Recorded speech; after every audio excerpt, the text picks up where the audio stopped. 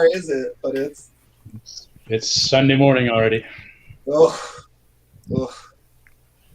So where are you? I'm sorry. I guess intros might be helpful.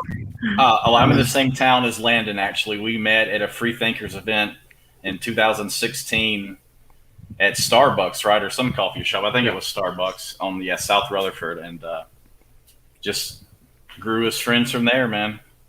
Share a lot of the same ideas. Love the Enlightenment, things like that. So very cool. Guys, we are live. So thank you, everybody, for being here. It's been a while since I've been on, so got some things to catch up on. So I want to start off with the inauguration. Any thoughts on that? Because I have plenty. What did you guys think about it? Well, I was just glad nobody got shot. Yeah.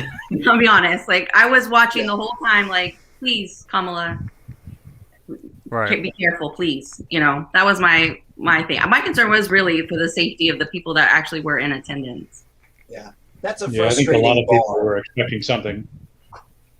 Yeah, and for all of us to be excited that there wasn't any violence at the inauguration of the United States president, that's just a crazy town time to be in. So hopefully it's getting better. It's many people's first time having to share that kind of worry that have been on this soil. But there's been many Americans here that have had that worry about their leaders in other ways. So I think this may be a good opportunity for all of us to learn what many of the problems of not only the last 4 years were, but everything this has been snowballing together in America. And I mean, I'm an atheist. I don't know about y'all. I thought there was far too much religion as well in it. I'm sure, Landon, you have a lot to say about that. Yep. Yeah. So my thing is, like, Biden is talking about unity and being for all Americans, right? And his inauguration is a church service, right? It's basically an inaugural church service. So that doesn't speak to unity to me. I mean, so the man has always been fairly Catholic. There's never been a question about that, right? And I put this right up there with Raphael Warnock, you know, down in Georgia. I was just happy to have somebody who wasn't going to stoke the far right Christian nationalism that was really the cause of the insurrection. That's who the majority of those people were. They were people that were watching Handmaid's Tale and just got really excited and thought, "Oh my God, what a great idea! Like, is this Emmanuel?"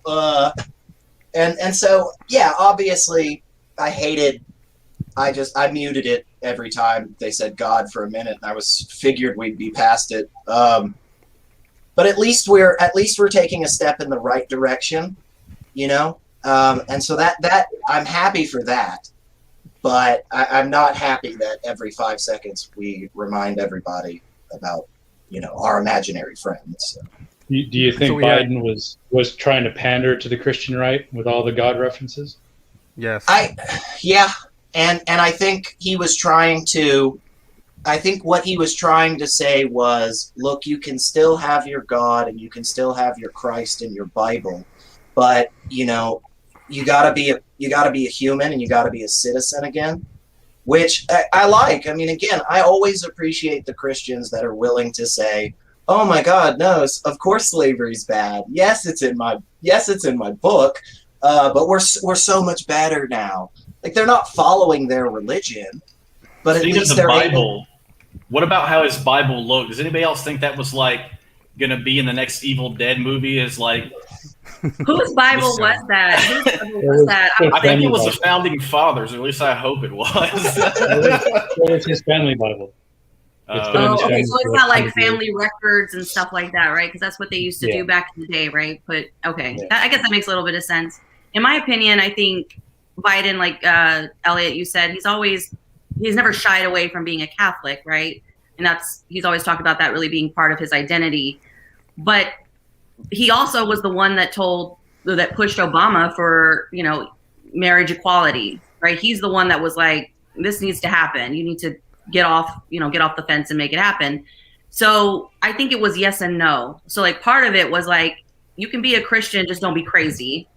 Even though like they're kind of synonymous. And you can still be a good person, right? Like I felt like it was relatively inclusive. I did think there was a little bit too much religious theme there, but it's like whatever. Whatever. How was it inclusive though? Well, I mean, I felt like it was like a new day, right? Like it's a new day, like we're done with this bullshit and we're gonna move on. And I felt like that does bring a lot of people in. I mean, I hate to say it like this because I think they use this term a lot, is the lesser of two evils, right? Like I don't want to be on this Trump train anymore. What's this guy gonna do? That's exactly what it is. You said it perfectly. The lesser of two evils. And, the fact that the Catholic Church is not viewed, or like the Catholic Church and their symbolism is not viewed as bad as Nazism and its symbolism, in my opinion, is a travesty. I mean, we're talking about an institution that we, the taxpayer, gave like $1 billion to literally pay off sexual torture and sexual assault settlements. I mean, let's call it what it is. And like that's why I think the separation of church and state needs to be a lot more. But I mean, I understand what you mean. I mean, not having Trump again could bring anybody together. It's kind of like how we always come together after a hurricane, like no matter what you are in Texas, if you're an atheist, a Christian, whatever, you were getting old ladies out of the water and saving dogs and cats. And I'm just tired of the government treating us like those dogs and cats and throwing us table scraps and calling it like a buffet of freedom and expecting us to be happy. Well, yeah, everybody fighting over crumbs while they eat the bread, right? That's kind of how it's been, unfortunately.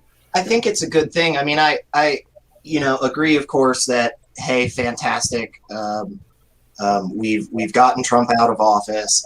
Yes, obviously, there's still so much more progress that needs to be done with separation of church and state.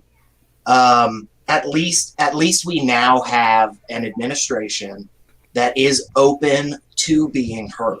And that's what I think is the biggest step forward. Is now is the time for all of us here that say, look, man, whether it's we say no God exists, whether we say we lack a belief in God, whether we just don't think about it, we need to make sure that our institutions actually follow that and stop giving special treatment to fucking religious organizations. I'm sorry, I didn't know if we could cuss, but I guess I already broke it. But the fact that churches have been allowed to, there were Supreme Court cases that give special treatment to churches that happened during this pandemic, and they got more people infected and more people died, and the virus has continued to spread because of it, because they got special treatment. Because they are covered in the blood of Jesus, Elliot. They don't need to worry about no corona. They're covered in the blood of Jesus. Why would you want to be a part of a group that actively takes that label? Why would you want to go around telling strangers like, "Yeah, I just got Jesus blood all over me. I'm safe"? I think that's the biggest issue. I think it's a badge of honor. Yeah.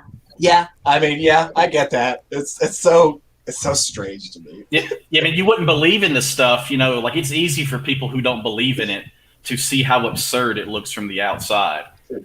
And that is why I think the people that are in it so often find themselves looking foolish. I mean, like we're all that way on some subject or other. So this isn't just attacking religion and the religious. Absolutely. It's just, how has our government succeeded when it's had as few bad ideas in the policy as possible? That's all I'm asking for. Let's get rid of the bad ideas, follow the evidence wherever it leads. And yes, I think all of history is on my side in showing that the religion and government being separate is a whole lot better. It's dangerous to have religion, right? It's dangerous to have a fantasy world drive legislation that has real world impact on real people. Yes. That's bullshit. And think that's how scary that is. You want to go to church on Sunday, do your thing. You want to go CCD and catechism, whatever. Go and do your thing, but don't have your bullshit fantasy in things that are going to cause people to die. right? Mm-hmm. Like, I don't know. That's a big problem for me. Yeah, but guys, I mean, I expected the obligatory, God bless America or whatever, hand on the Bible, but The Amazing Grace. The only part of that ceremony that was not religious was the poet, who was the best part of it, right? True. It was so good. There were commentators, numerous ones, that were saying, like, I have never seen a ceremony so inundated with religion, and I bet it's to appeal to Trump voters. Well, let's be honest. What do politicians want more than anything? They can say whatever they want, but the one thing on their mind is the votes. That's all they are required to care about, and you can tell by how, I guess, they carry themselves about. I was finishing that sentence before I knew it, but just look at how they act, man.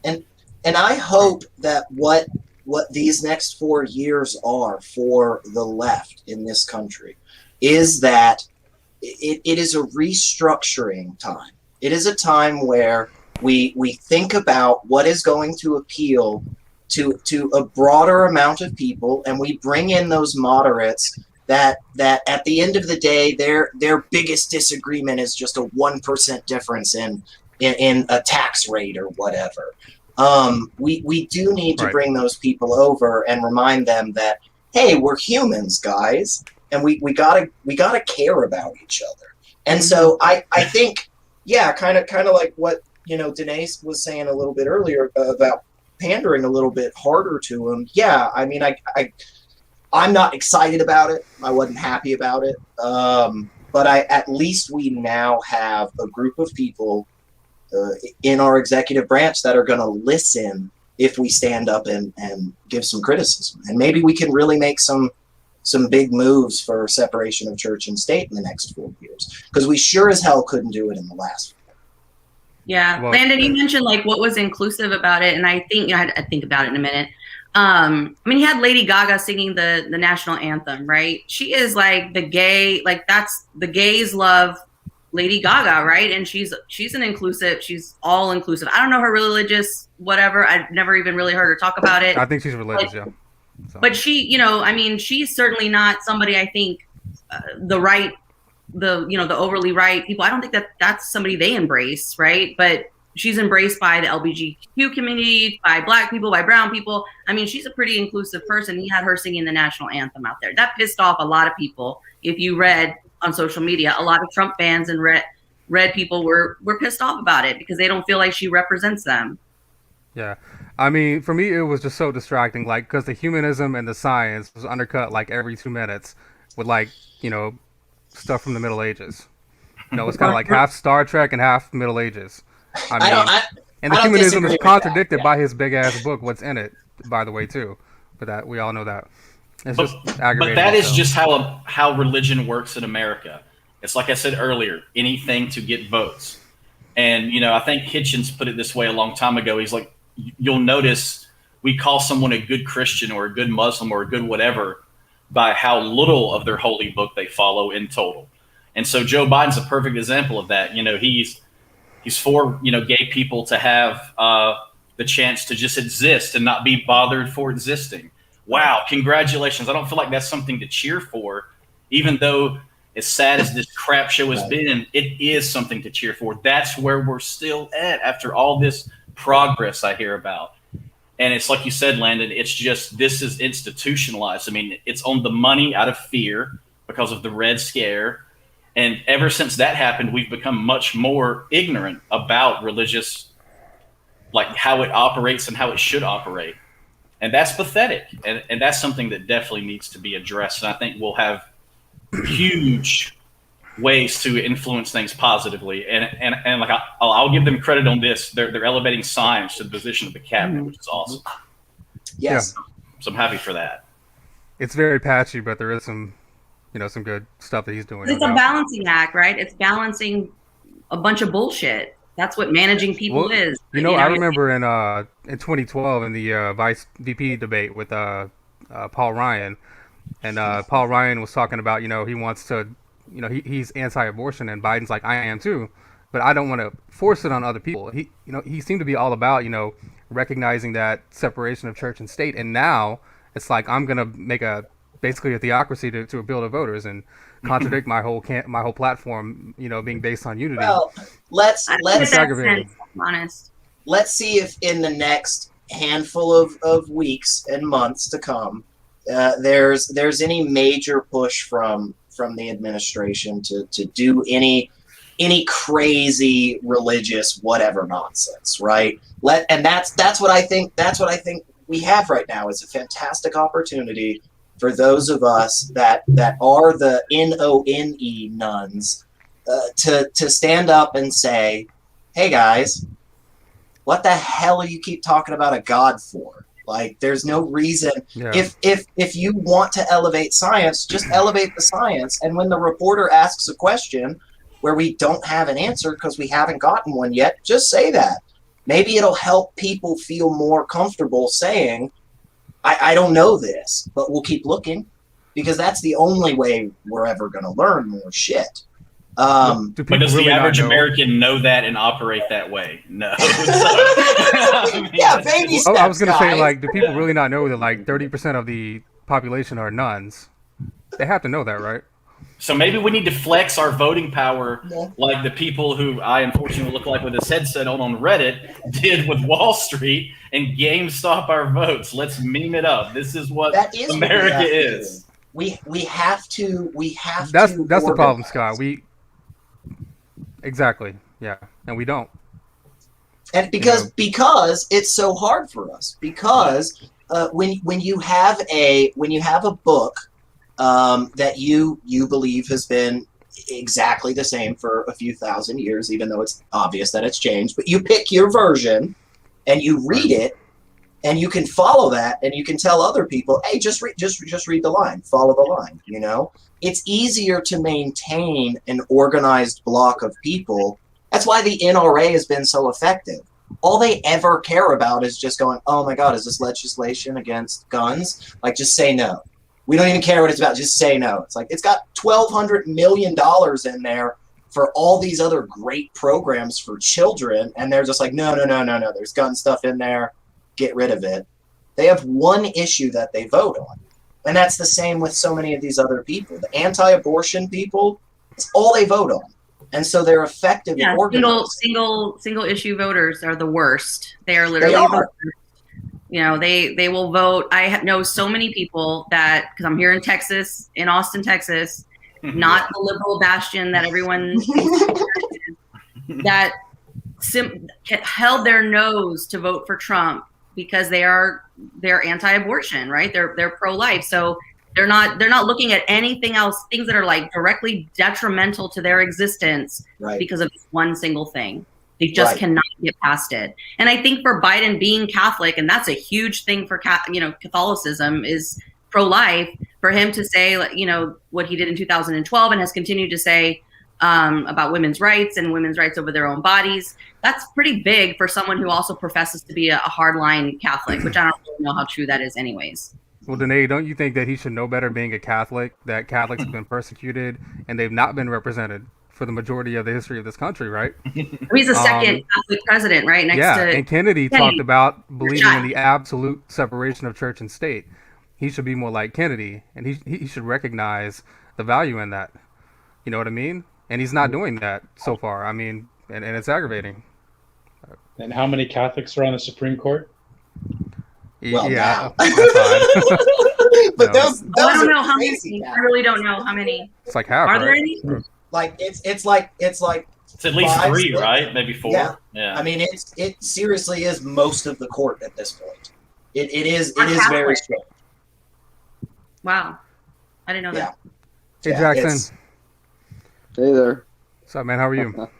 Not too bad. No, I'm listening to you guys talk about this topic here. It's quite interesting.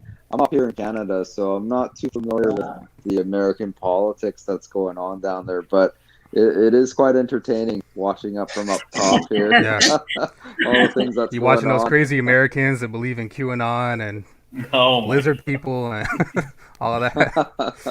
I feel embarrassed now, kind of. I'm like,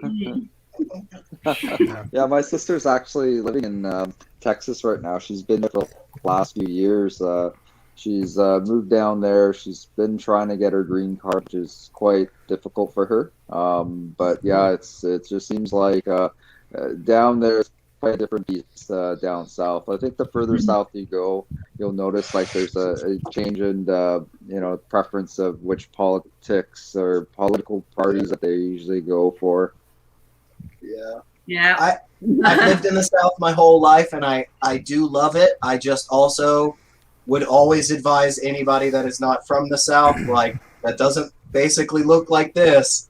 It's like, hey, man, honestly, you should go other places. There are a lot of other, you will have a much better time. Yeah. What city is your sister in, Jackson? She's in Houston. See, Houston's a very culturally diverse, though. It's much more culturally diverse than most Texas cities. I love Houston. Austin, a lot of people too, right? shit on Houston, but I love Houston. Oh, yeah. okay. Austin's pretty liberal too, right? Sure. It has sure.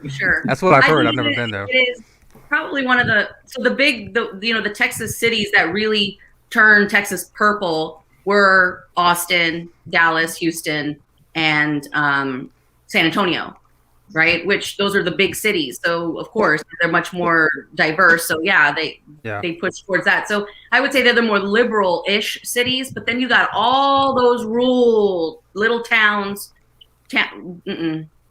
And then we have a lot of gerrymandering that goes on here, like everywhere else, especially in the South. Yeah. Yeah, I was talking the last live stream about how it's so fascinating how every city is blue and every, county that's not, urban is red, no matter where you go. Hey, it's true. Like where I'm from is a small town of like, at the time I lived there was about 14,000-ish people, and towns around it were like 4,000, 3,000 or less people. And it might as well be like the 2 1/3 world. Like seriously, it's fucked up there in so many ways. Like you just would not believe. Of just like the easiest example is like the real religion there is like Friday night football. It's like all these people have, and like the racism is so bad that they'll literally with one hand be like, "Hell yeah, get that touchdown," and then the other hand they're like, "But don't date my daughter." And this is just how the town operates, and it's that sad. Mm-hmm. And like unless you've lived in the South, you don't really know. You need to read stuff like James Baldwin and Bayard Rustin about when they traveled down to the South. And this is like not even that long ago, and it's still very much the same. My grandmother was married to my grandfather, who was a white man, and he was in the military, and so he would go to the VFW bar to get away from my grandmother because it was segregated and there were no blacks and no Mexicans allowed. So that's how he would get away. And this is 1950 something. Wow. They could not shop at the BX at the same time. Could they even be legally married, or was that before? Like what year was that? This was in the 50s. So yeah, wow. So they could be legally married. I don't know a whole lot of the history about that, like when that really started to kind of take shape. But I know that when they were here in Texas and in San Antonio, Texas specifically, it was segregation, and they really were not treated the same way at all. And it was tough. And to get away from her, he would go to the bar because she wasn't allowed, because it was no blacks, and it would say no blacks, no Spanish, no Mexicans, and no dogs. Wow. I'm reading it's like the 10th Commandment just lumps everybody in there, I'm reading a book on the history of racist ideas right now. It's insane. I was dating this Chinese girl there, and 2 of my colleagues went, "Y'all should stick to dating your own kind." And I went, "My sister?" Yeah, that's Alabama. I think what Landon was saying earlier, though, about how you always have these, especially down in the South, you always have these hubs of liberal ideals and people at the very least interacting with people of different shapes, different stripes, different backgrounds, different thoughts. And it causes people to become more open and willing to communicate and share, and not just, push their ideas down people's throats. And I think another aspect of this is education. When we're in those environments where we're interacting with all these different people, we learn so freaking much. And that's kind of one of the reasons why I think the fact that we have such a patchwork for what we have to teach kids in schools is just absurd to me. It is just nonsense that one county over you can learn things just completely different from the county that you live in. We need an educational system that is more unified, and not only that, more worthwhile on the international stage, because more and more people are coming out of the United States, which used to be this bastion of education, finding out that a lot of these other people learned this a while ago, and we need to catch up.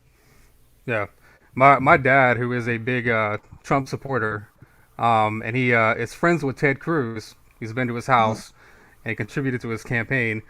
He was talking about, like, think about it. The country is different in different parts. We should have different, educational systems and teach different things. I'm like, no, there are basic facts that, we have established that we need to... Gravity's the same here as anywhere. Think of just how scary that is, though, because, like, there's that, I'm sure we all, like, remember, it's in the 2000s, there was a lady in Texas on the school board, and she literally was trying to get creationism pushed through. And like one of her most memorable quotes was, "Well, if English was good enough for Jesus, it's good enough for me." And it's just this is what we're dealing with. Like, these people not only exist, and we tend to think of them, at least I do, to avoid existential dread, as like a joke and something that I'm glad I'm not. But then you realize not only do these people exist, but they hold real power over me and you in the real world in far too many scenarios. And like education not being streamlined, and us not learning how to have a debate or an argument, or learn to be wrong. Like, think of the average little kid in school; they can't stand being wrong, and it's like something is happening with like not being able to learn in any real way. Because school now is just conform, do what I say, answer this on the test, and you never need it again for the most part. And that is not how you have an educated populace. It's not going to lead to them picking good people to run for office, and it just cascades through everything. And there are reasons. Go ahead. I was going to say, this all just ties back to gerrymandering, segregation, all of these things, right? Because you could have trash education, and then you stack that on top of socioeconomic issues, racial divide, segregation, all these things. And how the schools are funded, too. That's a lot. I live in a relatively wealthy school district. The difference between the education my kids received and the education I received is like night and day. Yes. It is like night and day. It is completely different. They have laptops. They've got the newest, latest textbooks. The sports program is AstroTurf and shit.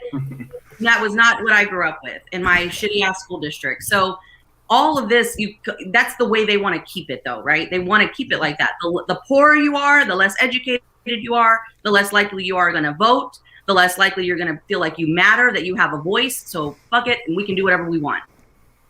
Yeah. To get a little personal, I've got somebody right now trying to get my daughter to go to a Christian school. And they're like, what's wrong with that? There's a lot of intelligent religious people, and I'm like, look, because it's not education, it's indoctrination, right? They're looking at the world through the lens of dogma and myth, and that's the problem with it. It's and not, it also negates education. You're her, a parent here, and it would be like you saying, well, she's not going to listen to Christianity at all just because I say so. That's the only reason.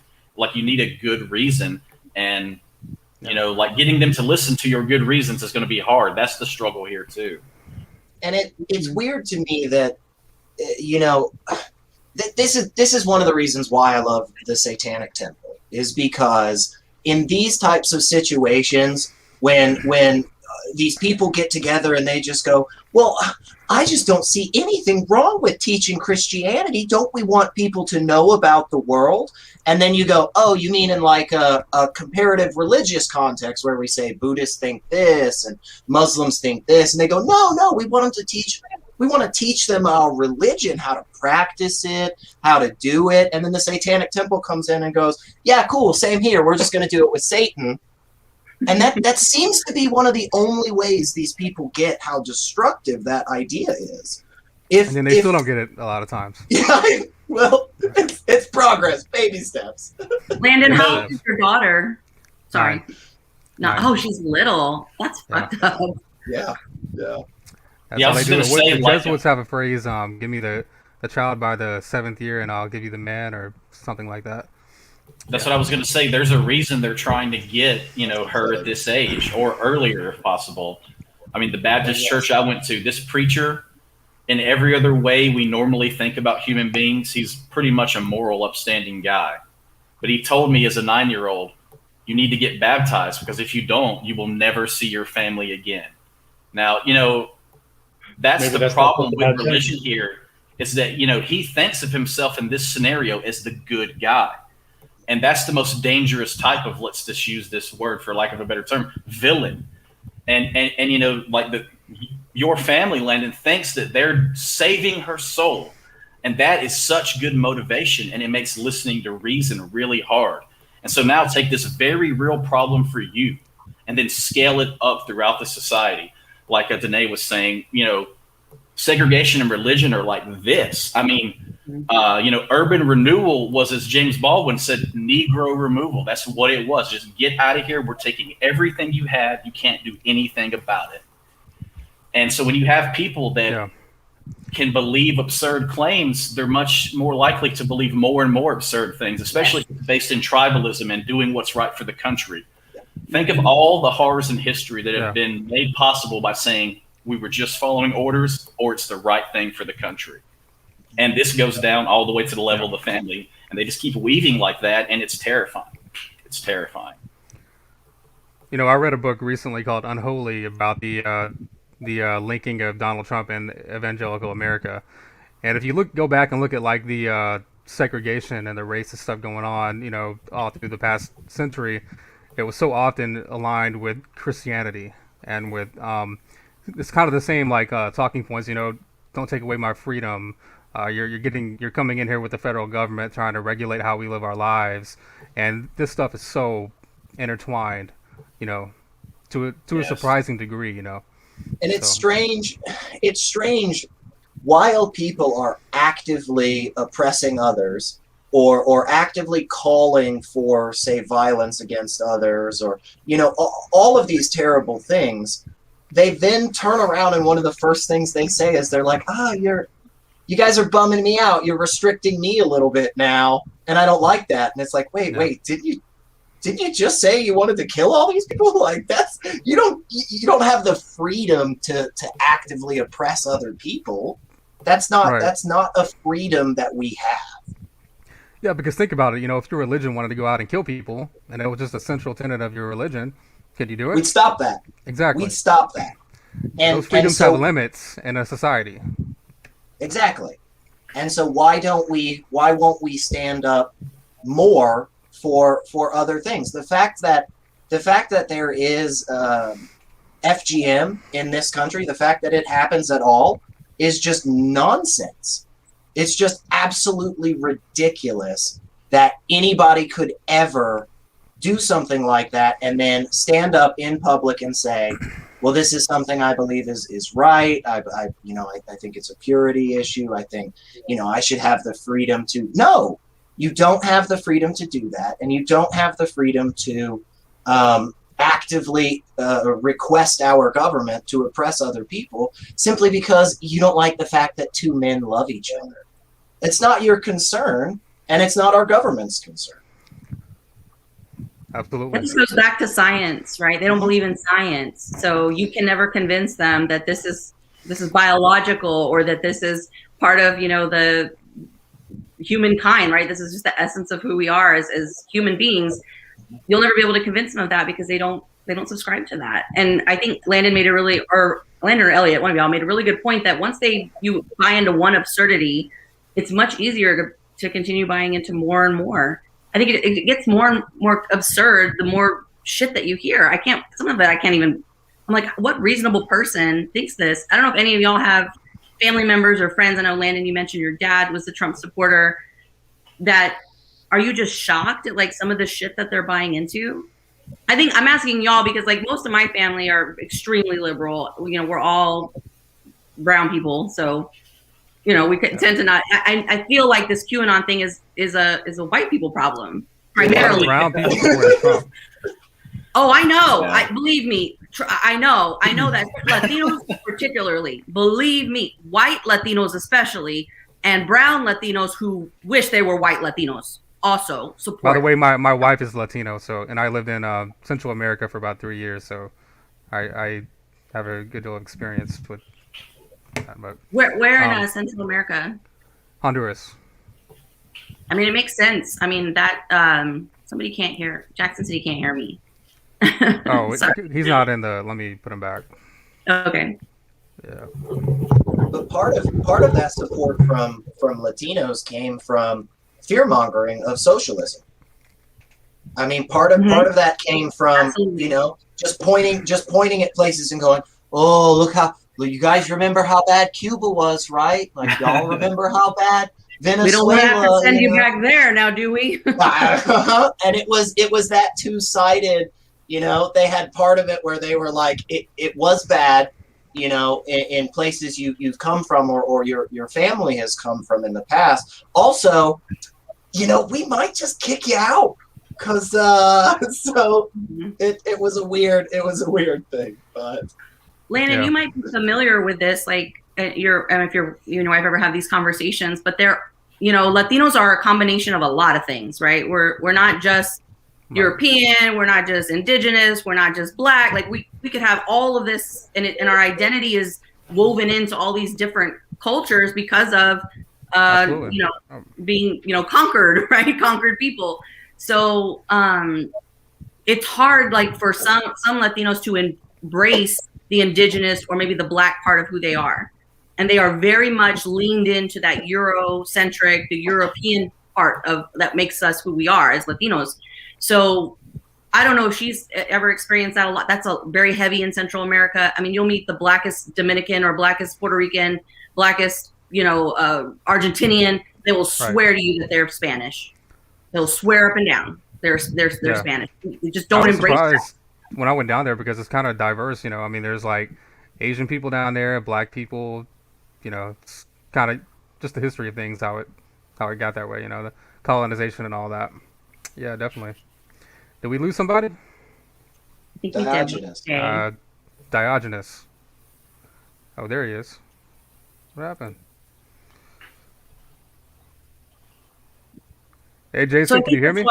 I think that's why you see that representative that, especially a lot of Latino men, buying into this bullshit. First, it's the machismo. They love the machismo. Trump is a tough guy. He's a swagger. Right. He fucks all these chicks. He's fucked a porn star. Hey, you know, they're into that, right? Yeah. Then the second piece is they've leaned so heavy into the Eurocentric piece of who they are, no matter how brown they may be, that they were rejecting that part of them and they want to be in. How can I be in? What do I got to do to get in? And the in is to be as white as possible. Who has the power? White men have the power. I want that power too. What do I got to do? Oh, I got to reject this? No problem. And that's what they'll do. So that's why you do see a segment of particularly Latino men who are all in, and black men. I'm really shocked when I see that. Sometimes I'm like, okay, if you see I think Kanye West, he had kind of like a line of, you know, people that who kind of supported him. You know. Who else was Tennessee led the nation in Kanye votes, by the way. So hey, get her done. That's us. I think a lot of the African American men that ended up supporting Trump, one of the reasons that you get that is because of going back to that Christian nationalism. I think oftentimes because you know, I mean, you saw it in every damn video of any rally that Trump had. They found the darkest people they could find and just put that camera in their face, and they were like, just say something, tell them why you love Trump. And so many times it was a reference to God. It was a reference to Christ. It was about how Trump had the divine inspiration, you know, when Trump stood up there, I felt the Holy Spirit. Right. And it's it's amazing that I mean, I heard Mandisa Thomas recently talking about how Christianity is so ingrained in Black culture in the United States, especially, and it is, and it's fascinating that that's the case. And for anybody that doesn't know, Mandisa Thomas has an organization, Black Non-Believers, down in Georgia, and she definitely was a part of Georgia turning blue as it did, which was fantastic. And we Landon saw her speak actually at Vanderbilt, man. She's awesome. That's amazing. Yeah. I had her on my channel also a couple of 5 months ago, something like that. Yeah, Chris she's Rock awesome. mentioned this, 20 years ago, Chris Rock said, black Christians obviously don't know their history. They have a very short memory, is what he said too. In another occasion, yeah, it's true. No. Did she ever touch on why Black folks still hang on to Christianity? Did she talk about that? I think it's kind of the same thing, similar to what you were saying earlier regarding the history of so many different cultures mixing and so many different cultures being forced to mix through conquering and years and years of oppression in various ways. I mean, there is so much history related to slave owners just thumping their Bible all day and night and then forcing it on individuals. No, that's exactly what it is. And because it is so toxic and so controlling, and it's like, I cannot remember who said this. They said it's a mind-forged manacle in a way. It's change you put on yourself. And it's like I said earlier about how people thinking they're doing it for the right reasons. Well, people not only do it for that, but the reason that Christianity is so big in the Black community in America here is because of slavery and what you said about it being forced onto them. And then, once they freed the slaves, what did they free them into? Chaos. They gave them nothing. So all they had was the Bible, and faith in that moment can actually be a virtue for once. That's all you have to hold on to. And so when you try to, there is no nice way to ask someone, hey, have you ever considered, what got your grandma through one of the hardest periods in history might be bullshit? There's no nice way to have that conversation. Yeah. It's very difficult to traverse that. The book I'm reading right now is called Stamped from the Beginning. It's the history of racist ideas in America, like all of them, going back. And even back, in the kind of Pilgrim era, there was a guy named Cotton Mather, and he was kind of like the biggest intellectual of the first century of America.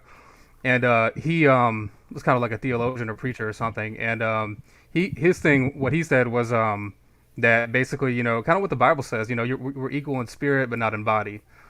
And kind of, you're like Paul says, stay in your station in life, and that was the kind of the dominating. Slaves obey your masters, both the cruel and the kind alike. Right. Yeah. And that's why when people say, "What's the harm in believing a lot of this?" That's a clear freaking harm. And the fact that it has been ingrained in so many different cultures and individuals over the years, not just in this country, but world freaking wide, man. And think of how many women and children it has hurt. That's who suffers the most under this, is the women and children that are in these systems, especially the Abrahamic ones. People like to say against us atheists, well, you just don't want to believe, or you want to sin, or you just hate it. And it's like, no, a big reason of me hating it is the actual real damage it causes to real human beings. Like we talked about gay marriage earlier. The entire argument against that can be summed up in this meme I saw a long time ago. It's like, well, we know gay people exist, but instead of caring about them, we care more about this God who may or may not exist. And we deny them rights just so we don't piss that God off. That's the entire argument. Mm-hmm. Because if you're required to provide evidence for why discriminating against gay people is okay, you will show up with an empty cup. My imaginary friend told me it was wrong, and I believe him. Yeah. And that's dangerous. That's so unbelievably dangerous. And the lives over the hundreds of years in our country that has been directly influenced and impacted from Christianity, because that's the most embraced religion here, right? It has been catastrophic. It's been traumatic for a lot of different groups of people. And you talked about earlier about the one issue, one bill thing. Like, think of how this, like, go back to being a one issue, colony, where if you don't believe this, will boot you from that American colony. And that really happened. People, the wrong type of Christian. Look at how well they treat each other. Then look at how they've treated us. Like, there are still places in the world where we can't have this conversation we're having right now. Yeah. Sorry to interrupt you. Sorry, I just got a little excited. No, do you guys want to go to white fragility next? It's kind of a segue into that. Yeah. It's kind of a sensitive topic. Or do you want to go into socialism? I think we could hit them both. I mean, let's just piss off Georgia twice. Yeah. Whichever way y'all want to go, I'm good. I think that's something y'all can teach me about. Tell me about white fragility, please. Well, I think kind of what we were touching on just right leading up to it. I mean, I think that kind of shows one thing really in particular. The idea that there are individuals that have such a rich culture that is not European, that is not white male focused, that would then claim that try to say, oh no, I am that, like that is me. Exactly what Danae was saying earlier. That shows the fact that white men have been in a position of authority and influence and power for so long, and white fragility is very obvious when you point that out to so many of people that look like me, and they instantly freak out on you. It's like that's how you know it's there, man, because it's so ingrained in you that you're the big dog that you don't even take 5 seconds to go, well, I mean, maybe. Yeah, and maybe. You want to talk about what we've all been talking about, the danger of that. Think of how dangerous that is in the real obvious ways, like for people who don't look like you. But then realize that this goes back to the oppression of women here and elsewhere. It's entirely based in religion and the patriarchy. And the patriarchy had the best playbook ever to put this shit and set it in motion. And it shows. I mean, it shows because not only do these, when white men were in every position of power here, because there was a time in this nation's history when every single position of power everywhere was a white person. And that's why these people get so upset when you want to put in, some rap here and some urban movies here and sprinkle this up. And they're like, well, why is there a BET? I mean, these people really are so dumb. They don't understand why there's a need for that. Well, go look at every other show, and it's just white people. Mm-hmm. My favorite is that's changed a lot, thankfully. Yes, thankfully. Why is there black colleges? Why is there black? I'm like, yes. You don't know. You can't take a guess. Maybe. How come we ain't got no white history month? They had to have their own Trump month. It's just that one kills me. So I'm gonna try to tackle this and give you my take on it. Everything y'all are saying is pretty much accurate, right? We have an ugly history, and that history reverberates into the landscape of the present. I mean, you can't deny that. I mean, 50, 60 years ago was the civil rights movement and the civil rights legislation that Lyndon Johnson and others passed. So that wasn't that long ago, right? At the same time, there's been a hell of a lot of progress that I think it's not healthy to deny the progress that's been made. You got to kind of gauge where you're at and know where you came from to have a bearing on where you're at. But so Robin DiAngelo was the author of White Fragility. She's a white woman who wrote the book. And I've seen a lot of black intellectuals that I respect call that book complete nonsense. And I kind of agree with them. Let me explain why. People like Coleman Hughes and you can look him up on YouTube. Also, he's an atheist. John McWhorter is a linguist at Columbia, another atheist. And there's others. But, they point out that, so in this book, there are good ideas. And there are good, there's facts there. But it's kind of like, it's like a stew that's been made that's full of crap and good points, basically.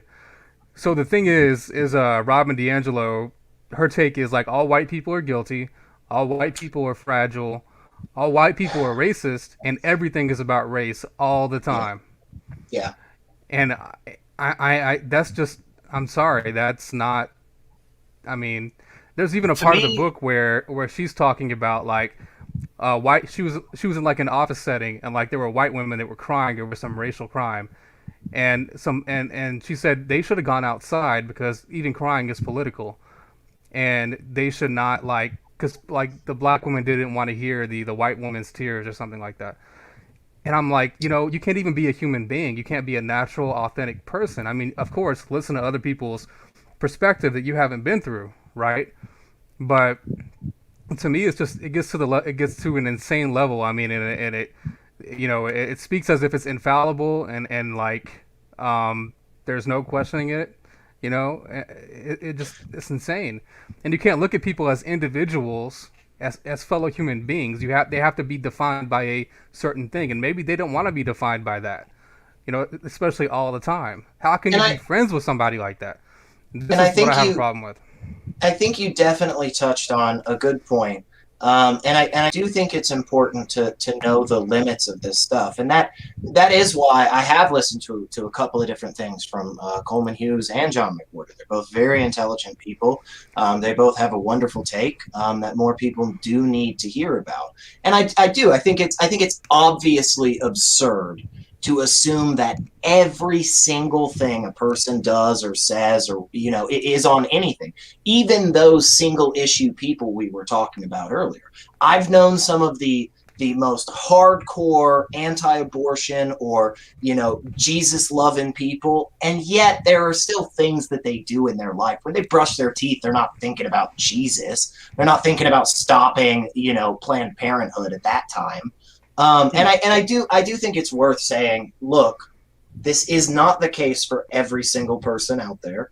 Every single time that somebody says something or does something is not always a microaggression. But there is a section of people out there that is the case for. There are those assholes out there where everything is about that.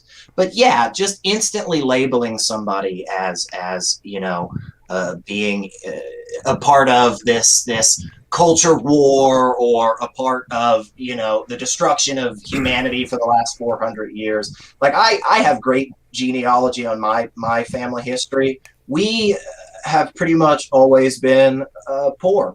We did not have slaves, as far as any of our historical records show. Now, but obviously, though, people like me have consistently held a place of authority, and it's worth making that statement. And for those out there that simple of a statement sets them off into a 40-minute tirade about how the socialists and the liberals and the atheists, those people have white fragility. Yeah, those so Elliot, this is tied to critical race theory and also white privilege, right? Sure. So, I mean, I think white privilege exists, and I don't think you can deny it. Yeah, there's no way to deny it. Beautiful women have privilege, and there True. are many kinds of privileges Sure. all over the place. And it's true, and it's also true that, especially you read history, 99% of humanity, for 99% of history, have been miserable. We had serfs, and we had slavery was not just an American enslaving African thing. It's a Asian thing. Yeah, So but there's nuance here, though. Like the reason American slavery is talked about so much is because it's so unique. Slavery of old was we conquered you, you now do our shit. Slavery with Europe was we're in your hood, you now do our shit. This was we're taking you and you're coming with us, and we're going to control every single thing about you. It's like America, we always say it's like a Native American burial ground. It's also a mad scientist laboratory of really terrible ideas and really good ones. And that's why there is so strident of different views of, man, everyone is an extremist about some things if it causes an emotional reaction. And that's what a lot of this is. And also there's another point I want to make of the reason it's so important to talk about white fragility more than the others is because white people have occupied that power. And that's what the fragility, in my view, is really about, is power. Mm-hmm. Everything in this life is not about anything else before it's about power. Now, there's Scott, I'm saying white fragility as it's presented and been popularized is fallacious. Well, it depends on who you're listening to. Like, a lot of people are not that extremist. I'm on Twitter 24 hours a day looking for likes and retweets because I burned Ted Cruz. And that's the same with like the defund the police thing, right? Like the actual words defund the police seems like it's an extreme stance. But when you listen to the nuanced intellectual individuals that are willing to grant, to both sides, they're willing to call out the people on their side that are going too far, but they're also willing to point out on the other. That's what I think with everything is. It's nuance. There's a discussion to be had, there's stuff to be learned, and there are people in this country that have held a position of authority that are hanging on tooth and freaking nail, and those people are, a lot of those people are white guys that love Jesus. Yeah, like Bill Maher said, kind of America started a race and only white men of a certain status could run the race until like way later, right? True. So that's absolutely true. But I mean, even like Danae was saying, with Latinos, there are different kinds of Latinos, and they're not like a blanket group. Yeah, exactly. Blanket statements are a problem. Yeah. Groups break down into nationalities, into class, into all kinds of things. So absolutely. Like I think Coleman Hughes pointed out like that immigrants from Nigeria made like way more than immigrants from Haiti. They're both black. So we have to keep into consideration these nuances in this context, because I think if you don't, it's very pernicious. And it's not helpful. So yeah, you're talking about the people that don't let their ideas have any criticism, any nuance. You can't have it back and forth, and that's why I think. And that's why what you're doing with your channel. Angelo. Yeah, exactly. So I mean, if the conversation is limited like that, that's why limiting conversation is a terrible idea. And you yourself don't get to decide where the goalposts are in an argument. There's usually some already well-established ones, and if you're going to move it, you're going to need a damn good reason to move it. And that's the problem with most discourse, at least what I see in America, is that people are just all over the place and don't want to hear about nuance. They want slogans. They want, think of how many people, especially young people, are getting their political information from TikToks that are no longer than a minute. I mean, Carl Sagan was worried about 15-second attention spans. This minute gets a little scarier because it's kind of like how when we were younger, like we got hustled by an idea because we knew just enough about it to get hustled. And so then once you learn more about it, you're like, man, I got hustled. Now I'm fucking pissed off. And so then that causes other splits. And just there is so many different ways of thinking made possible by the internet that it's just out of control. And this labeling and grouping helps as much as it hurts sometimes if you're dealing with people that don't really care about the conversation, in my opinion. I do think that the majority is people who just don't know. They're just ignorant. Like, I just don't know. I didn't know this was a thing. I don't know. I think the problem nowadays, it used to be acceptable, right? Like when I was a kid and I got asked really fucked up questions by other little kids about why are you darker than me? Why do you have that? All kinds of crazy shit, right? Why does your mom look like that? And how come you don't look like that? Your brother's really dark. You're not. Like, okay. And your other brother looks white. So that was, we had more patience back then, I think. But now you have the internet. You have Google. You can Google why Black women have to sleep with a bonnet. You can do that. You don't have to ask her. And the expectation I noticed, and it's not just men, a lot of white women expect that they are allowed to be ignorant. I'm allowed to not know and ask in a way that's extremely disrespectful. And you are obligated to tell me the answer to it. And if you get upset, then you're making it about race. And that to me is extremely that is how I feel what fragility is. But I do believe that the majority is honestly, I just don't know. And I don't know how to ask. But I want to know, and I want to know more. That's where I think the nuance comes in, and where you can really distinguish. If you truly are uneducated and you walk up to somebody and you pose a question that you just want to know the answer to, but it's a bad question, man, and it's offensive, and the person just says to you, "Hey, I was offended by that." If you truly didn't mean that offense, it is just as simple as saying, "Oh my gosh, I really am sorry. That was never my intention. How can I learn? Help me," right? But also, to Landon's point, there are people on the other side of that the moment that they take offense, you're done. There is no way for you to recover from that offense. And I think that's, back to Scott, man. I mean, that's where we gotta have the freaking conversation. If we're shutting it down, we won't learn. I think it's okay. So it's exhausting to be a Black or brown person and have to constantly, like, first you have to put on a persona that's maybe not really you. Mm-hmm. Like, I work for a tech company, and I'm sorry, it's a tech company, right? And it's an excellent company, and they work really hard to diversify, and that they understand that it's a problem in tech, especially. But I don't talk to them the way I'm talking to y'all. Sure. Right? I don't act this way. For the first almost year that I worked there, I wore high heels and a dress, and like, this is tech, and in Austin, nobody dresses like that. But I knew I couldn't dress like that, at least not right away. These people have to get to know me.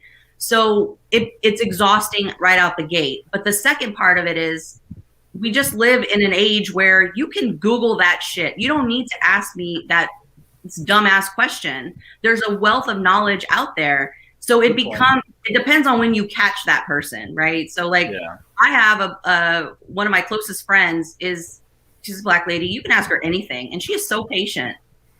But then there's Black people that are not patient, that'll tell you like, this is not okay. Don't ask me that. And you popped up, right? And you have to be willing to accept that. You have to be willing to say, you know what? They're pissed off. I fucked up. I'm be okay with that and move on, right? So I see both sides. Like, I understand. Like, wait a minute, I was just trying to understand. Why are they mad at me now? But I also see like, I'm not responsible for you knowing the answer to this question. You need to figure that out on your own. And all of you here seem to be reading something that's genuinely giving you some background and knowledge and understanding that other side. And I think if you can do it, anybody can do it, right? Anybody can go to the library and pick up a book or Google. And I think that is a really good point. It's you don't know what it's like to hear those questions every day as the person that is asking the question. This is the first time I've ever asked the question. I've never posed the question before, and yet that individual you're posing that seemingly harmless question to, they just fucking heard it 5 times from 5 different people, and it's been that way their whole life.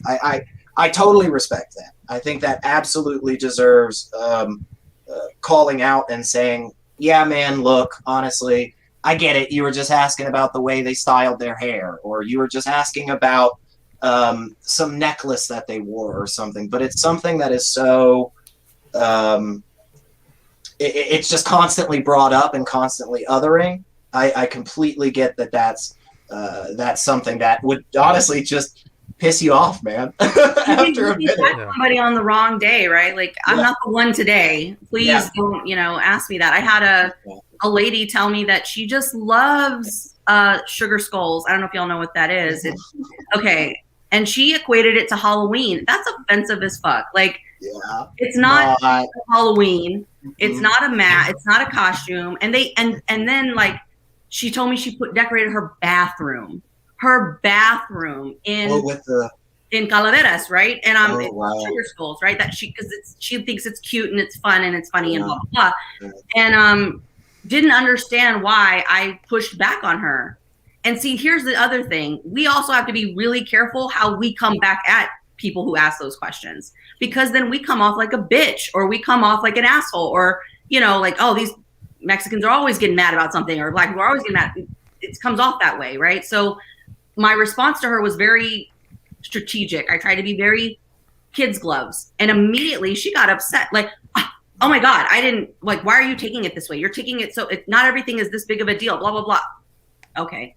So I already know I lost, right? It didn't matter how I was going to respond to her, whether I was like, bitch, shut the fuck up, or like, not okay.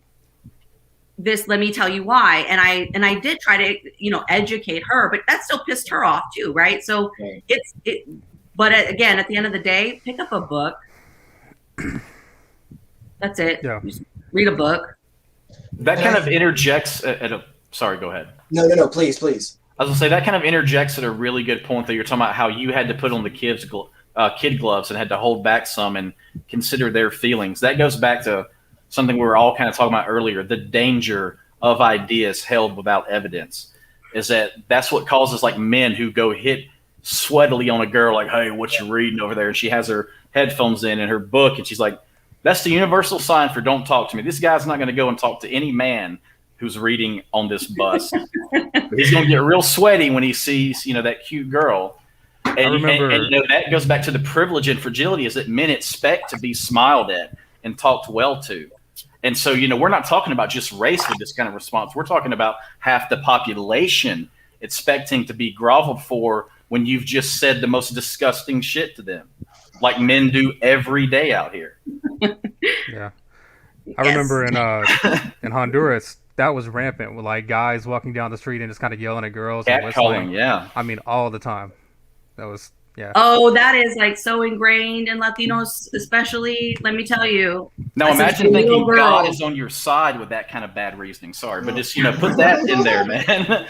I want to know, do any girls actually like that? No. I mean, nobody wants that. I wouldn't think so. I'll always ask some friends of mine. I'll be like, "Hey, is that the right way to approach a woman? Is that the thing you should do in public?" And they're like, "No, Elliot. Why the hell are you asking?" I'm like, "Oh, I have friends that seem to whatever reason." Well, it's like men who send unsolicited dick pics. Like, why are you? What possessed you to think I really want to see this? Has it worked? That's all I want to know. Like, it just women do it too. Well, okay, yeah, I mean, yeah, again, and I think that's the nuances of everything, right? But imagine what it must be like, for those of us that cannot, what it must be like to be a part of a group that, in and of itself, is considered less than what the most prominent group has been in whatever fashion. Even just for white women, they're less than white men. And now imagine that we add something like, say, I don't know, 400 years of cultural racism.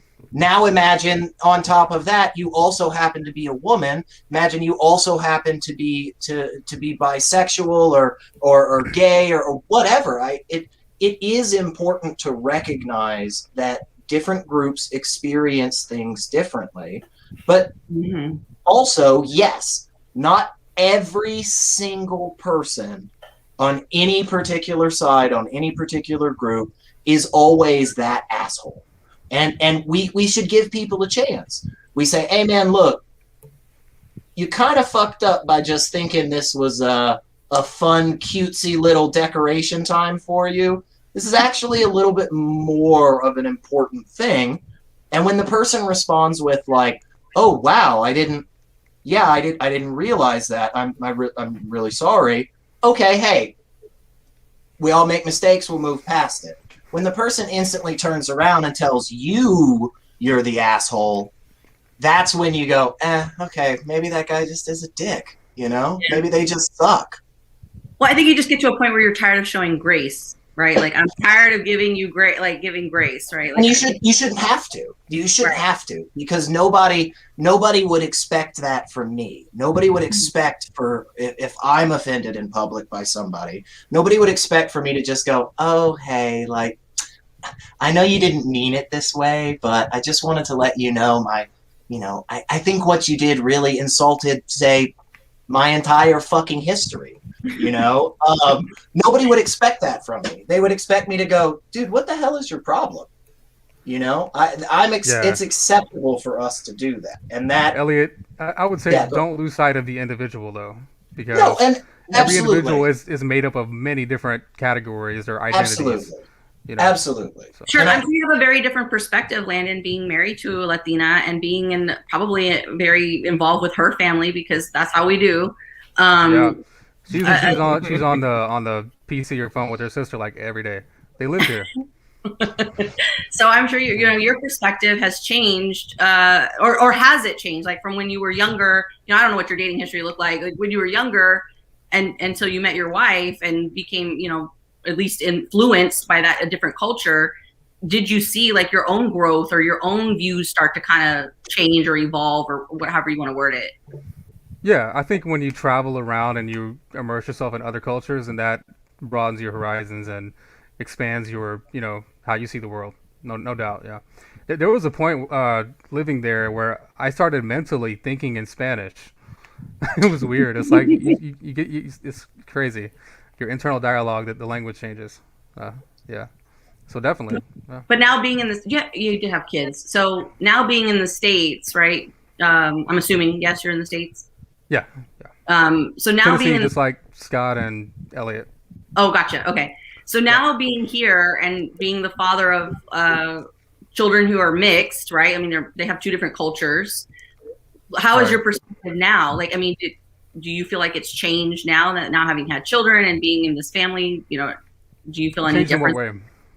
Like, just how you view things. Like I have a cousin who is whiter than white. He's my step cousin, and he lives in Dallas, but he lives in the black part of Dallas, where black folks are. And he was raised in a very wealthy area of Austin. He was very privileged in that sense. He is Black Lives Matter. He is ready to go to war. He's all about, his perspective has totally changed. He's a completely different person than I knew when he was a teenager to now as a 30-something-year-old, because he has now immersed himself in a different culture and seeing different points of view and different perspectives. So I'm just curious, like for you, Landon, do you feel like you thought one way when you were younger before you got involved with your wife? Aside from like expanding my horizons and having a different perspective, not really, because I mean, I've always hated racism, and I've always thought we're all one race, kind of, and as far back as I can remember. You still feel we're all one race? Yeah, we're all the human race. What's that? We're all the human race. You were breaking up. I didn't hear you. Oh, I'm sorry. So we're all part of the human race. Exactly. That's kind of always been my mentality. But yeah, I mean, I definitely, like I said, naturally you get exposed to different perspectives. So that changes you. Yeah. But, and I think again, this whole conversation, one of the things that I hope we've been able to do is express that while yes, there is an individualized aspect to this, there is also a group aspect as well. And we do need to have that nuanced conversation, and we need to be willing to do that. The people that stand up and say every single white cop in America is a racist pig, and the people who stand up and say not a fucking one of them are, those guys, those people are not having the nuanced conversation that needs to be had. We need to have the conversation that says, hey man, look though, we do have a lot of history here that, and we've got a lot of stuff right now that indicates this, we aren't, so do you guys remember a few years ago, the Supreme Court overturned portions of the Voting Rights Act? Mm-hmm. And their justification for doing so was because that the certain limitations arbitrarily pointed out certain states. Noting full and well the history of racist tactics in those states, the Supreme Court said it's not right that we just put those restrictions on those states, so they struck it down. Now, honestly, I mean, their argument's right in the sense that we shouldn't just pick out a handful of states. We should make it across the whole damn country. That's the right answer. We shouldn't just point out at Alabama and go, man, they sucked in the past, and we need to make sure that they're not being shitty today. We just need to make sure everybody's not being shitty, guys. Oh, I'm hearing that. Yeah, that makes it complicated, doesn't it? Kind of the group and the individual kind of dichotomy that plays out. Yeah, no doubt. But I think the majority of people live in the middle, though, right? Like, I do think that, I like to think, at least, that the majority of people live somewhere in the middle. Some cops are shitty, some, cops are not, or, whatever. They're in the middle. I think that, I don't know what's promoting that we're either this or you're either that. I don't know where do you guys think that comes from? That makes a lot of money, and I think that's why it's so popular, because I'll give you a really good example of how people that claim to worry about divisiveness and hate speech and all these other things don't care when it makes them money. Twitter comes out and acts like the hero after banning Donald Trump, but how much money did they make for 4 years off of the absolute chaos that was going on with basically every other tweet? I mean, there were some days when this man would tweet 38 times and 5 of them would be law and order in all caps. And this is the man in charge of the army and nuclear warheads and all kind of crazy shit. And that's why, everything we've talked about, if you'll notice, comes back to having good reasons. That's why I think reason should be, honestly, its own course at the high school level. Like reason, ethics, empathy I think would do much more for people than Algebra 2. Now, if they're interested in math, course on reason right now. Yeah. And that's going to be his next book, too. So it's, yeah. But it ties into talking about how one group is dominated. And when you have one group that has all the power and everybody wants to get in that group of power, it tends to encourage a whole lot of group think. So that's why so many men think so much alike on so many of these issues that affect all of us, especially the ones that seek out power. I mean, if you're seeking out having that kind of power or being a CEO, there's a lot of psychological evidence that you're kind of a scary person to be alone in a room with. So, just let that rattle around in your head for a while. It's not fun to think about. Yeah. Well, if everyone's cool, moving on to socialism. And Scott, you and me have talked about this before. And what I've said is, I think we need a balance. Yeah. Socialism and capitalism, because capitalism helps you innovate. It helps kind of geniuses, develop their ideas and things like that. But it does not care about the poor people. It doesn't care about, it'll trample right over them. So we need kind of a socialism to balance that, kind of as kind of like a break or a safety net. But it is a safety net, I hate to break it to you, American. You already have socialist policies. Yeah. I was going to say that. Yeah. Exactly. Yeah. And funny enough, some of those socialist policies, a lot of us really like, and we're happy to vote on polls, over and over for things like that. And then somebody goes, yeah, but I just don't want them socialists coming here. It's like, well, they're already here, and you love it, right. Yeah, I don't want the socialists taking away my Medicare. Yeah. Right. There's a good quote by a historian, Will Durant, from a book called The Lessons of History. I like this quote a lot.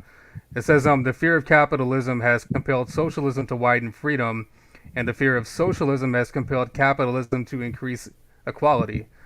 A synthesis of capitalism and socialism is the reconciliation to which the Western world visibly moves. And I think that's a good kind of summarizing of what's going on. And I think that's... Yeah, go figure that economics is difficult as shit, and we've been talking about it for a long time, and we're getting incrementally better, and it's not just because of one singular answer. It's amazing how that just seems to be the case in basically everything we do. The more we understand about things, the more we come to find out, hey, there's gray area. There's middle ground. There's stuff that we can't go so far into on whatever. I love the idea that people are able to go out and put their labor into something and reap the rewards when people respond positively to their labor. I love that idea. That's just a basic tenet of capitalism. But I also really love the idea that children aren't dying because they don't have enough food because the new factory down the road, caused... And people don't make the connection between poverty and crime. Uh-huh. How do you not make that connection? And education and crime. It benefits everybody to have everybody educated and not, in poverty. And alive. Educated and alive. And think about everything every single politician runs on. They care about you. They want you to be safe. They want you to be educated. They want you to make America proud. Well, if you really did want want the country to succeed, you would want a well-educated populace. How come that's one of their lowest priorities? You would want a healthy populace. How come that's one of their lowest priorities? I judge these people not by what they gibber and jabber about. I judge them by their actions. And now if you notice, if you'll look at what they talk about, their priorities are very different from what they vote on and what they work hard for. And to me, it goes back to the one issue thing. Until we have one issue, one bill within how our government operates, these one issue outside things will pull and tug and keep it at nothing forever. And all this progress we want and we know we can get is held back by people that I think are just muddying the waters for their own benefit. And until we get that out of our leaders, all this stuff we want is going to be hard to get. Like there's some people that have been elected recently that have some good ideas. Now, what's their chance of getting those to happen? Pretty low, and we all know it. But they get you to vote for them out of hope, and you hope more will follow in. And this is kind of where even me, I'm one of these people who hates that excuse of slow change. But when it comes to politics and religion, we just have to accept it. Yeah. These are very deeply held things. I mean, there are people in America that no matter what happens, their family is one religion and one political group. And if you come out of that, you are ostracized. And, you know, there's a reason for a lot of this messed up stuff and why, you know, people vote against their own interests because of things like that all the time. I don't know how you start chipping away at it except with education. That has to be priority number one. And it's way down the list if you look at where we spend the money. Yeah. And if education means a religious indoctrination, then we're in big trouble. Yeah. Yeah. Okay, moving on to a really simple topic, free will. What do you guys think about free will? I just read Sam Harris's book, and it had a pretty big influence on me. He makes a lot of good points. And I know, Elliot, you thought about this a bit, right? Free will? For sure. Yeah. I do remember a podcast a while ago where Sam Harris was laying a lot of determinism out, and he kind of ends it by saying, if all of this makes you feel like you're going through an existential crisis, like, don't worry, a lot of us went through that. Sit down, take a few deep breaths, we'll get through it. Because it does, it instantly makes you concerned about a lot of different things, you know, what you believe, what you do. But I often get the criticism that, look, if everything is determined and we don't actually have free will, then nothing matters. And that's just garbage. Whether or not things are determined, whether they're random, whether we could do otherwise, it doesn't matter what of those answers is true, because it still matters. Us living our lives still matters. Whether or not tomorrow is already essentially planned out by the laws of physics doesn't matter, because I don't know what tomorrow is. Hell, I don't know what happens when I walk out of this room. And so whether or not it's determined, we can still find value in things, and we can still hold people responsible for their actions. And life can still be a great time, man. Like, whether or not I'm determined to have a beer tonight doesn't matter, because it's probably going to taste good. Again, whether or not it was determined doesn't matter. Right. Anybody else have any thoughts on that? Anybody else studied it at all? Well, I would say for me, my answer, and it's really fun to be here, is I'm not sure, and it kind of depends on what you think the free will is we're talking about.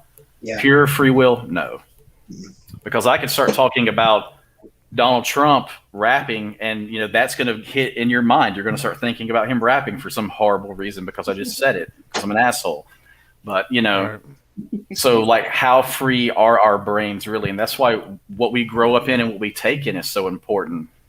And it's a very fascinating subject, but to me, like, knowing as little as we do makes it more fascinating. I think once we perhaps figure it out through scans and certain functions of the body, it's still going to be very exciting, but it'll lose a little bit for me, a little of that luster, because it is such a deep and profound question, and it's caused so much beautiful, you know, literature to come about. So, and I think one of the best ways I heard it described was, what we have is will, and what will is the individual collection of whatever the heck our preferences and choices are ultimately. So you have your own will, I have my own will, but the freedom of that will is very, very much restricted based on a lot of things. And for me, the first step in coming to that position was really thinking about how my choices in today's world are so radically influenced by the choices in yesterday's world. And there is nothing I can do or choose today that is going to change the history of the United States of America. It was what it was. It is what it is. It will be what it will be. And that was the first step for me going down the route of, oh crap, man, yeah, maybe I don't have as much complete and total control over choices in my life. And again, yeah, it took some deep breaths and some long nights of thinking to get fully, over this. The first few weeks were really weird when people asked me questions about what I wanted. They're like, "Hey man, where do you want to go for breakfast?" And I was like,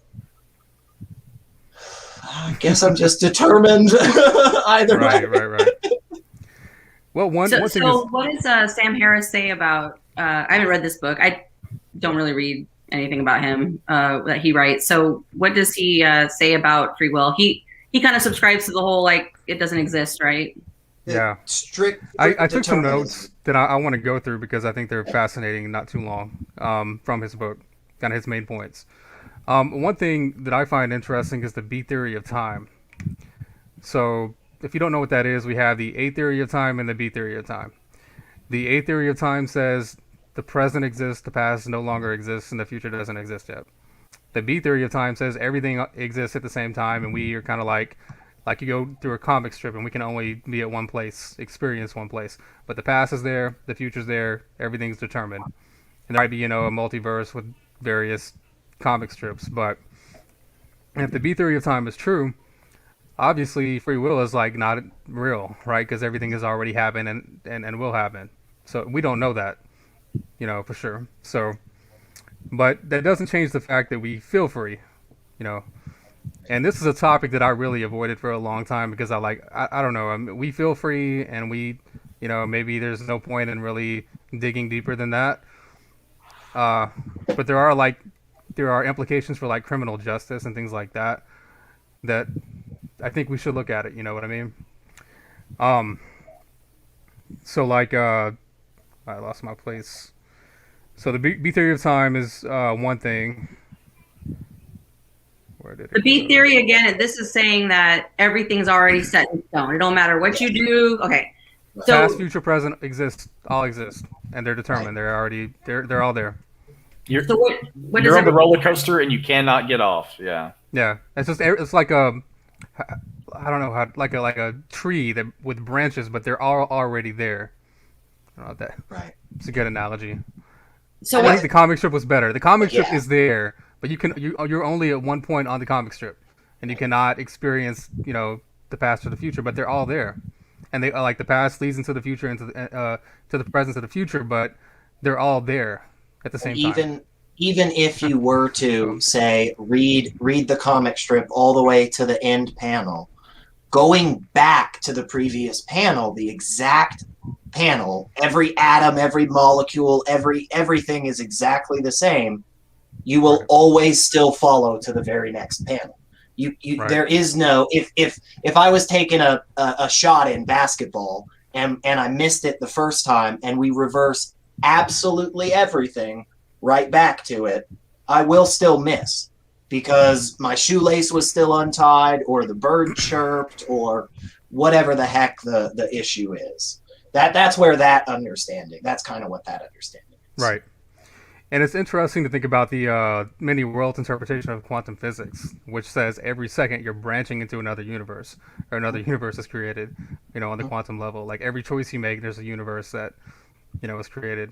And that's where I think the idea of, so again, I'm with the understanding of the comic strip. The only difference is that we don't have access as individuals to literally 1 second in the past or 1 second in the future. all we have is this second right now, but rewinding the clock to the exact same place will still follow the same path. If, though, it were possible, because again, we obviously can't rewind the clock, but if it were possible to rewind the clock, there may be, again, not free will, but that individualized will, where I actually had all of the chemicals and all of the neurons firing in a way that I could have picked A or B. And doing so would branch us off into another path that, again, is still determined under that model. But right. It seems to me where it makes the most sense, where there is just a shit ton of different possibilities that could always be the case, but they are still all determined based on a lot of factors, and there may be that slight amount of difference available in an individualized sense. But that could just be, it could just be random quantum stuff is what we're looking at more, and that just gets weirder. Yeah, and again, there could be many comic strips that are still all determined. Exactly. Right. And all like Star Trek. This reminds me of a Star Trek episode I seen, or like Quantum Leap. You didn't knock on the door a certain way, so it caused a hurricane or something like that. So that's what this kind of reminds me of. But so what is, I don't know, what is the consensus, or what are y'all's thoughts on this? Like, where do you subscribe to? There is no consensus about this, as far as I know. There doesn't, I don't think there's However, it's not science fiction. This comes from actual theories, you know, and there are many physicists that subscribe to this stuff.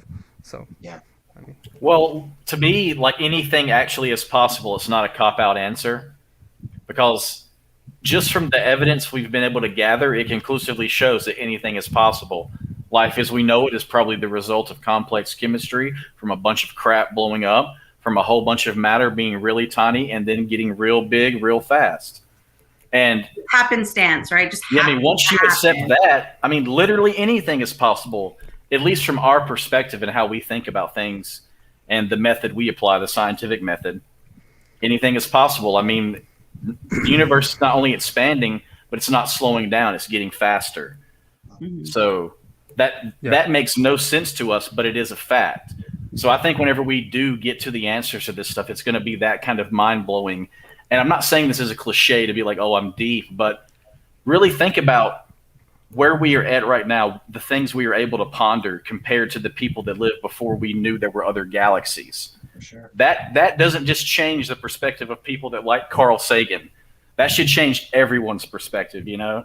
So just like, that's how ideas are so important, and it's why communication is so important. And that's what I find fascinating about this, is think of how many discussions this has caused to branch off.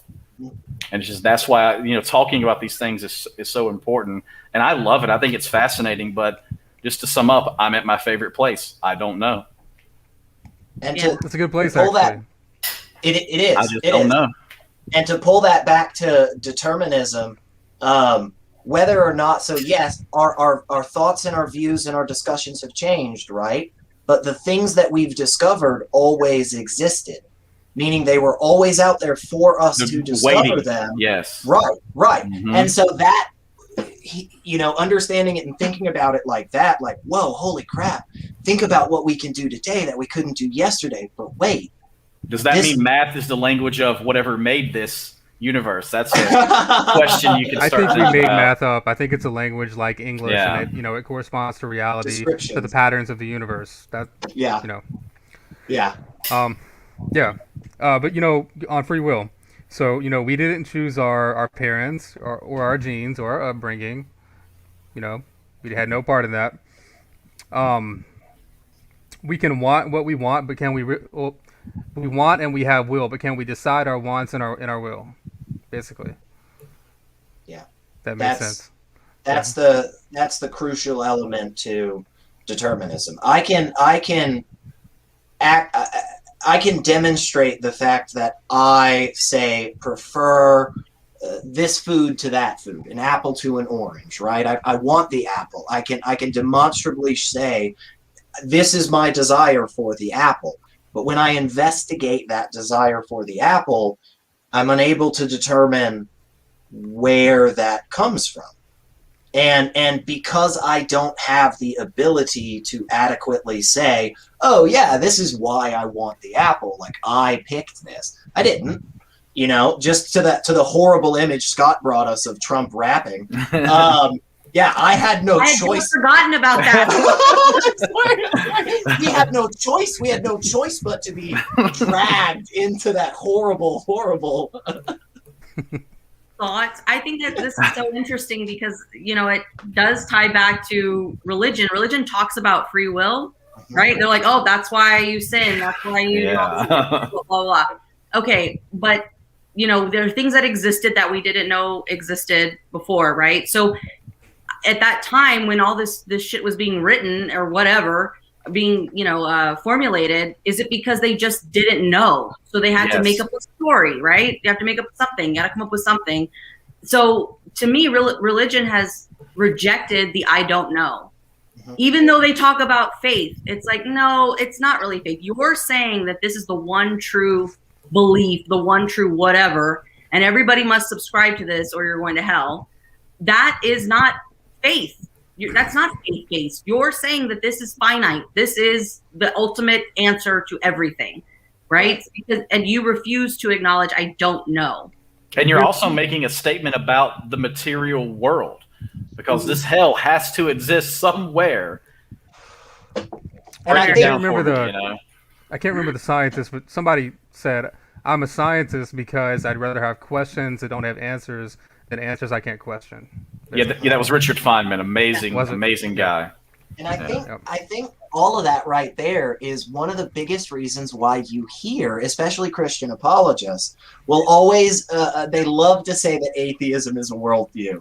They go, oh, well, you as an atheist have a worldview. And the reason is because their understanding of what life is, of what the world is, does try to fucking answer every question. Yeah, but it's so small. It's so small. Exactly. Understanding is it's so tiny. There leaves no room for there's no oxygen there. And they take that foundation and try to go, oh, great, cool. So how does that apply to all this other crap? When in reality, sometimes you need a hammer and sometimes you need a screwdriver. Like, sometimes you need a different foundation. Sometimes you need a different tool to accomplish the freaking task, man. To Danae's point, I think, you know, to me, religion is like an anthropomorphic projection. And people that didn't know how anything worked, what were they going to use to explain things? What they saw around them, like authority figures and kings and fathers and people making things. You know, making more simple. Yeah, it's why he's a dude. Yeah, and so they project that to the whole, you know, vast universe beyond, and we get the Almighty Father, and you know, that had to create everything. What's so amazing about that, though, is that not only do they think that their choice is the correct one, but there are thousands of choices available, and you we don't know about possibly. Yeah, exactly. And you know, somebody right now may be suffering something, and they've started a new cult that hasn't been on a true crime documentary for us to know about yet. So, I mean, who knows, you know? So it's so obvious that it's the exact opposite of we're made in his image. This God is made in our image. Mm-hmm. And how I talked about earlier about think of what your perspective would be if you didn't know there were other galaxies. Go back to when they were writing this, passing it down through oral tradition, which is very accurate. But go back to then and think of how different your perspective would be if you didn't know where the sun went at night. That's why they said when a woman gives birth to a female child, she's twice as dirty. I mean, if that's what you're writing about what the world is, I think you got a lot more wrong than you got right. Like Sam Harris said, whenever faith is right, it's basically right by accident. And it is. It's just rolling some dice and whatever happens. It's like how they try to say evolution is. That's how their thought process, you know. Oh, you can't randomly shake stuff together and get a dinosaur. And it's like, well, that's not how it works because there's no nuance to the conversation. Like you said, because when they believe in this, you can believe anything. Like Hitchens says, demands that you believe the impossible do not lead to a peaceful outcome, nor do they lead to peaceful or tolerant regimes. That's every place where religion has been in charge ever. Ever. Yeah. Well, it goes back to the more absurd the lie, the more likely you are to embrace and accept other absurd lies. Like the right? QAnon people, they don't want to admit they were wrong because they're like, man, I look dumb as fuck right now. It's like, yes, you do, sweetie, but you've been posting on this for years. Yeah, but if you listen to like, even, I'm sorry, go ahead. I was gonna say, everybody think of a celebrity in your mind right now. Okay. Okay, you got it. Yeah. Who is it, and how? Why was it that person? Do you know why it was that person? So I thought of Tom Cruise, and here's why. Was because just a moment ago somebody said something that made me, I think somebody may have just said the word cult, and I started thinking about Leah Remini's new documentary about how she escaped that wonderful cult of Scientology. But why I initially went from cult to Scientology as a cult, as opposed to, say, cult to Jehovah's Witnesses or the Mormons or Black Hebrew Israelites. I could have picked any one of them, but so the point is, whoever you thought of, you didn't really choose that. You don't know why you thought of that name. No, you could start speculating. Why. Maybe it was because this, and this, but you don't know, right? Because you've seen, I assume all of you have seen many movies recently, or semi-recently, and whatever. So you don't know, right? And that's the next point that Harris makes, is that things just pop into consciousness. Your ideas just come to you. You don't know how they came to you exactly. When you're motivated, you don't know why you're motivated today and you weren't yesterday. You can speculate, but I mean, you don't really know, right? Right. And whether that is determined because of biological, historical, environmental factors, or whether that is complete and total utter quantum randomness, in neither of those scenarios do we have a choice. In neither of those scenarios, determined or random, you are not the conscious author of that. Yeah. Right. Because maybe a neural event can be random, right? Or a quantum event. You're still not the author of that. You're not responsible for it. Determined or random. So yeah. Yeah, you're not responsible in the ultimate sense. But you are responsible, despite what, again, the Christian apologists will levy at you. You are still responsible in a societal sense. Whether or not I know exactly why I decided to rob that person, I did it. And if I did it, there are consequences to doing that. Just the same as whether or not I decided to drop that glass vase, I did, and there are consequences to doing so. It will shatter if it's on concrete. It won't if it's on carpet or whatever. And I am still responsible for either of those, at least in that context. Right. He says, to say you could have done differently would be to say that you'd be in everything the same. Like you're in the exact same situation. To say you could have done differently is to say you would have been a different person in a different universe. If everything was the same, right? Mm-hmm. Same mind, same situation. To say you could have done differently would be saying you're a different person in a different universe. And that sense? Yeah. Oh yeah.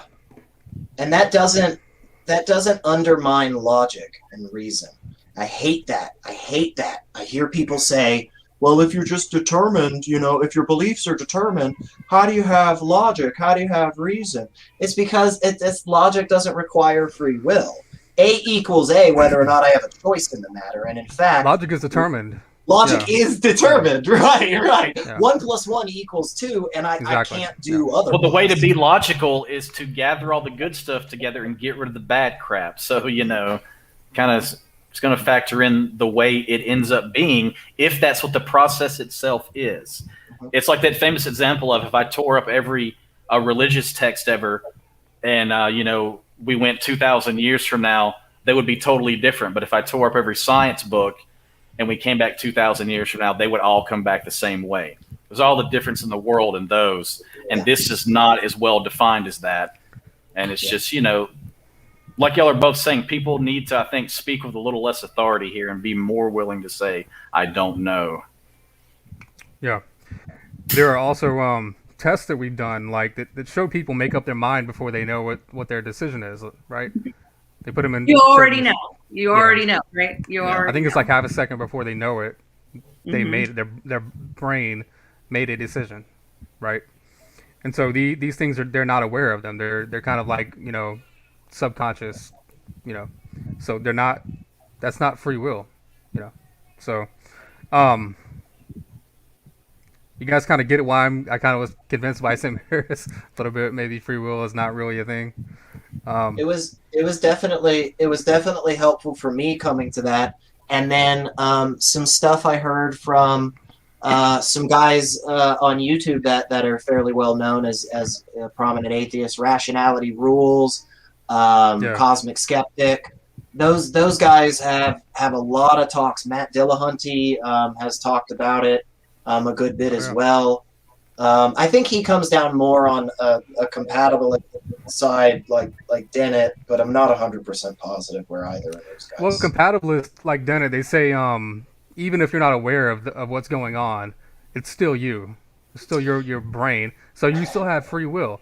But that doesn't really make sense because that's not what people mean, and that's not why they want to convict somebody, of a crime. They kind of remold it. It for sure. But I think that kind of remold is kind of in the way when I say things like you have will, you have maybe an individualized will, but you don't necessarily have freedom in that. We're kind of both redefining it a little bit because at the end of the day, we just don't know for sure. But maybe one day. He points out that that would be a mind fuck though, right? Like, oh shit, I didn't have anything to do. Like everything I've done, my success was not me. It was just already predetermined. Well, fuck my life then. Or the opposite. We find a particle that is entirely responsible for choice, and it's different for each and every one of us, right? Like your particle is specifically for you, and mine is specifically for me. But I feel like, just like we're probably not going to find the soul, I don't think I think it's more likely we're going to find. Where would it be? The first one. Yeah, the soul specifically. Yeah, I have no idea. Even back in like the 1700s, they knew that when you damaged a part of the brain corresponding to a certain function, then that function is gone or it's damaged, right? Like facial recognition, or you can manipulate somebody's personality and everything. Memory. The brain is very malleable. So maybe the soul's in like the gallbladder or something, like maybe just one, the appendix, like. Yeah. So Harris points out that what conservatives deny, that to succeed in life in anything, it requires a lot of luck. There's a lot of luck involved there. Who you know, where you were born, your opportunities, all kinds of things. Yeah, that reminds me of the like pull yourself up by the bootstraps. If I can do it, you can do it. This and that. Yeah. I'm so tired of hearing that. So tired. Mm-hmm. I think you recognizing that nobody gives a shit about you like you is your best, mindset, right? I mean, that's true. I mean, self-reliance and all of that. Yeah. It will help you live with a lot less illusions, kind of like sort of what we've been talking about in a way, this everything following the evidence. I mean, if you notice, all of our conversations, like we do a good job of doing our best to follow the evidence wherever it leads. And that's what free will, I think, our species wouldn't be here if we didn't have some of that in us at some point. And that kind of helps with good things and bad things. You follow the leader and you do well, your whole tribe survives. If you're following a bad leader and you all die, well, nobody's going to get to breed and pass along whatever y'all had going anymore. And it's just, like you said, luck. And go back to the God issue and just how cruel luck is. What God of love could ever have designed this planet? I mean, this is like what you would design for them to fight on in the Hunger Games. You can't drink 70, 80% of the water. Scott, do you remember our conversation like months ago about luck that we had on my channel? Yeah. About how many Einsteins were like slaving away in like fields doing menial labor, right? Yeah. So I think about Michelle Obama's book, which I did read. I read that book. She talks about her grandfather, who was like extremely intelligent, like a man before his time, but was held back because of civil rights and segregation. So he never even got to fulfill the things that he had brewing inside his gut and his brain. Right. And it made him a really bitter, shitty person. But at the end of the day, who knows what he could have accomplished or what he could have done if he had been given that opportunity or that luck had come. Yes. And that type of society, not only does it damage him, but it damages everyone who's in that power, preventing him, because it prevents you from hearing their ideas and learning from them. And because, as we know, as technology begets more technology and it spreads crazy, the same thing with ideas. That's why ideas are what really sets the world on fire, or, makes this. Think of where we'd be at, speaking of absurd luck, if Muslim scholars didn't keep the great philosophical works that were burned. And then a few hundred years later, they're burning those same works because a different type of person is in charge. I think that happened about 1100, 1200, and Baghdad was the cultural center of the world. And then a little bit of luck, this random person is born there who climbs up the ranks. He changes everybody's destiny, because look at how the state of science in that country and look at the state of science in other countries. There's all the difference in the world. Think of the state of humanity for almost all of humanity's existence. People did not have the time or the luxury to philosophize or to build technology. They just had to survive day to day. Things, how many hours did you spend just getting water? Right. And because we have fallen into this amazing jackpot of being alive in 2020, where we have all these opportunities, where we have all of these most basic things about being a human taken care of for us. Now that we have this, we need to take advantage of that. We need to be able to take the time, because I don't have to go very far, just kind of across the room to get some food. I should take all that extra time that I'm not spending farming or raising livestock and think about stuff and try to better the world around me, myself, other people, because we are all so damn this is why lucky. I have. Go ahead. This is why I have belief in the potential of humanity, despite everything, because of the overall progress of going from cave dwellers to space explorers. All the things, the amazing things humanity has accomplished, and that's kind of like the thesis of my book, A Justified Faith. And I don't know if I should have used the word faith, but reading like Steven Pinker and many others that kind of chronicle this progress. It gives you, it's inspiring. It's powerful. And we need some of that. Yeah, and we didn't need it. We didn't need a God for any of it. We can't show that a God was participating in any of it. Look at the stacks. The stacks. Do you think people have been fixing his botched work if he was ever there? Yeah. Or if this God idea would have just gotten out of the way since, say, Newton or Galileo, how much further along would we be? Gosh, yeah. Sure. Both of my parents died from cancer, so who knows? Yeah. And then I'm told to love this same God, and that's just the emotional response. Just the logic of that. You're told to love a being that you must also fear punishment from, and then you must also fear this world he made just for you. Yeah. You could be born into the wrong family where everybody gets cancer, and it's like, hey, but he loves you. We don't know why. Don't know when, but in his time, we will know. Okay. I think about that a lot too. Like at some point, fine, it was acceptable, right? Because that's all they know, the limited availability, limited technology, whatever, right? But at some point you learned better, you knew better. But what happened? I think that religion they capitalized on it, right? You could get power, you could get money. So why am I going to do away with this? They always thrive where people are uneducated. Absolutely. And I firmly believe that those people knew it was bullshit. But I'm running the show and I'm getting money off of it. So fuck it. We're going to run this as long as we can. And here we are today. If it had just been cut off at the knees and wasn't profitized or capitalized on, like you said, Scott, we would be so much further along. And that's the harm in religion. It stunts growth.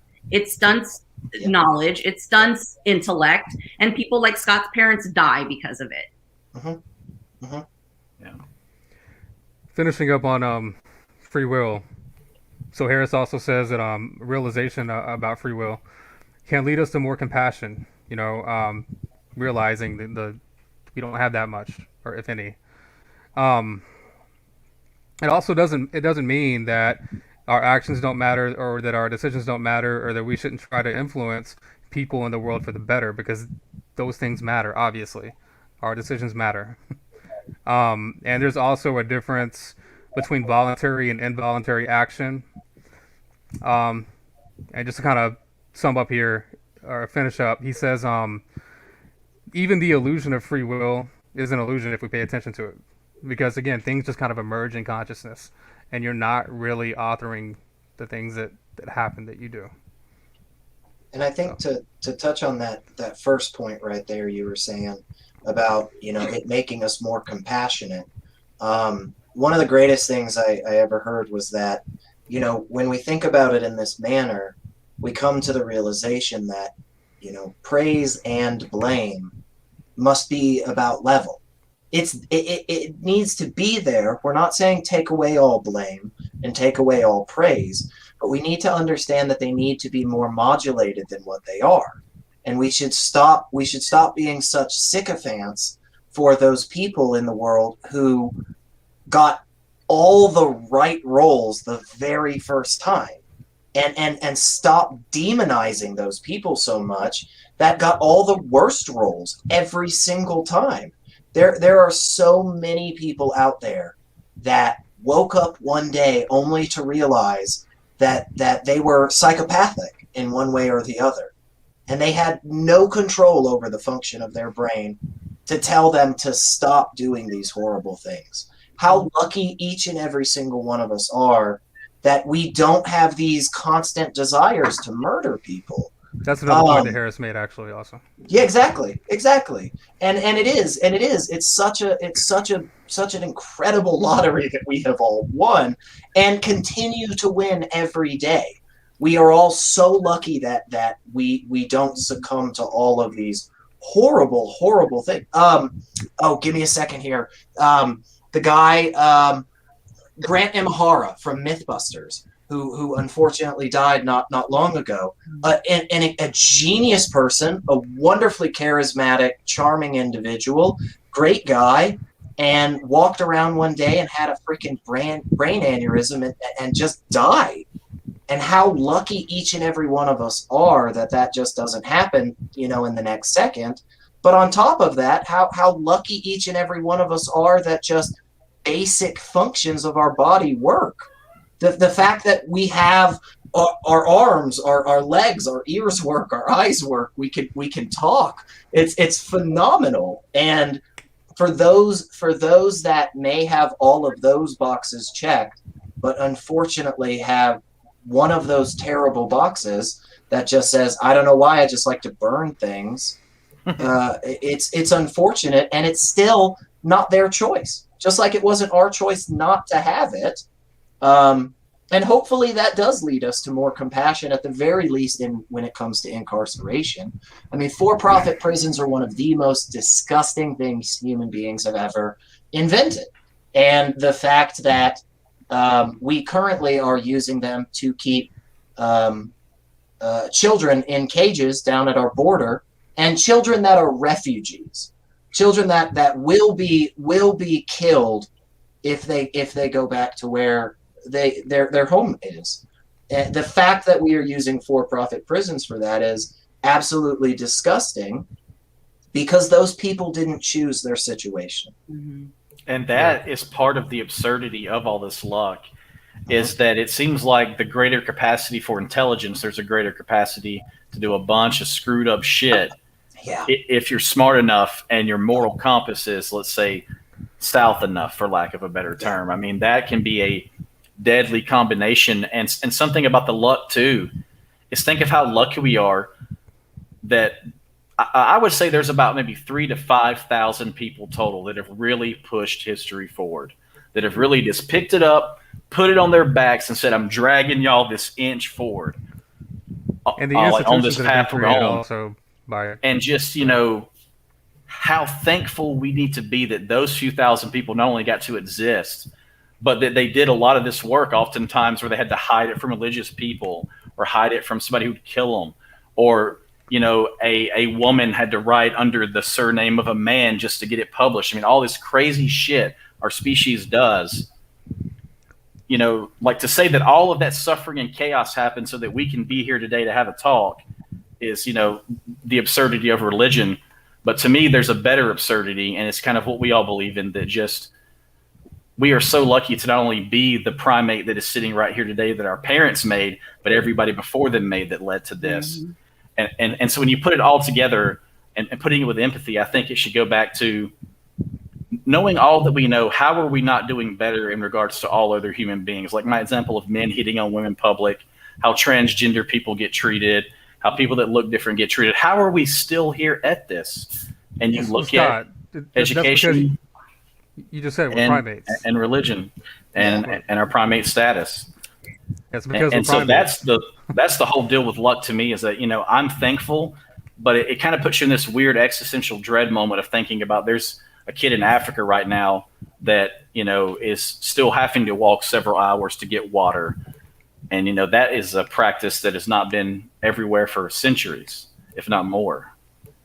So it's just, man, like the luck thing is why I don't understand people believing in a God, at least an intelligent one who loves us. Yeah. I think it's really interesting that compassion seems to be the one biggest thing missing from Christianity in particular. But it's what they claim to still have over us. Is that's how you get morality too. It's the craziest combination. Yeah. But Christianity compassion is rooted in logic and reason, right? Like I can feel this compassion towards this person because logically X, Y, and Z, right? Christianity is not rooted in logic or reason. So it's impossible. They are some of the least compassionate people I have ever known in my life. You could not say to any Christian that I know of that this person is compelled to murder through no fault of his own, mentally, psychologically, biologically. They would not buy that. Yeah. String him up by his toenails and bludgeon him to death, right? That's their thought process. Because again, compassion is not, they can scream all day that it's a core tenet of what they believe. It is absolutely not. I have yet to meet a compassionate Christian, honestly.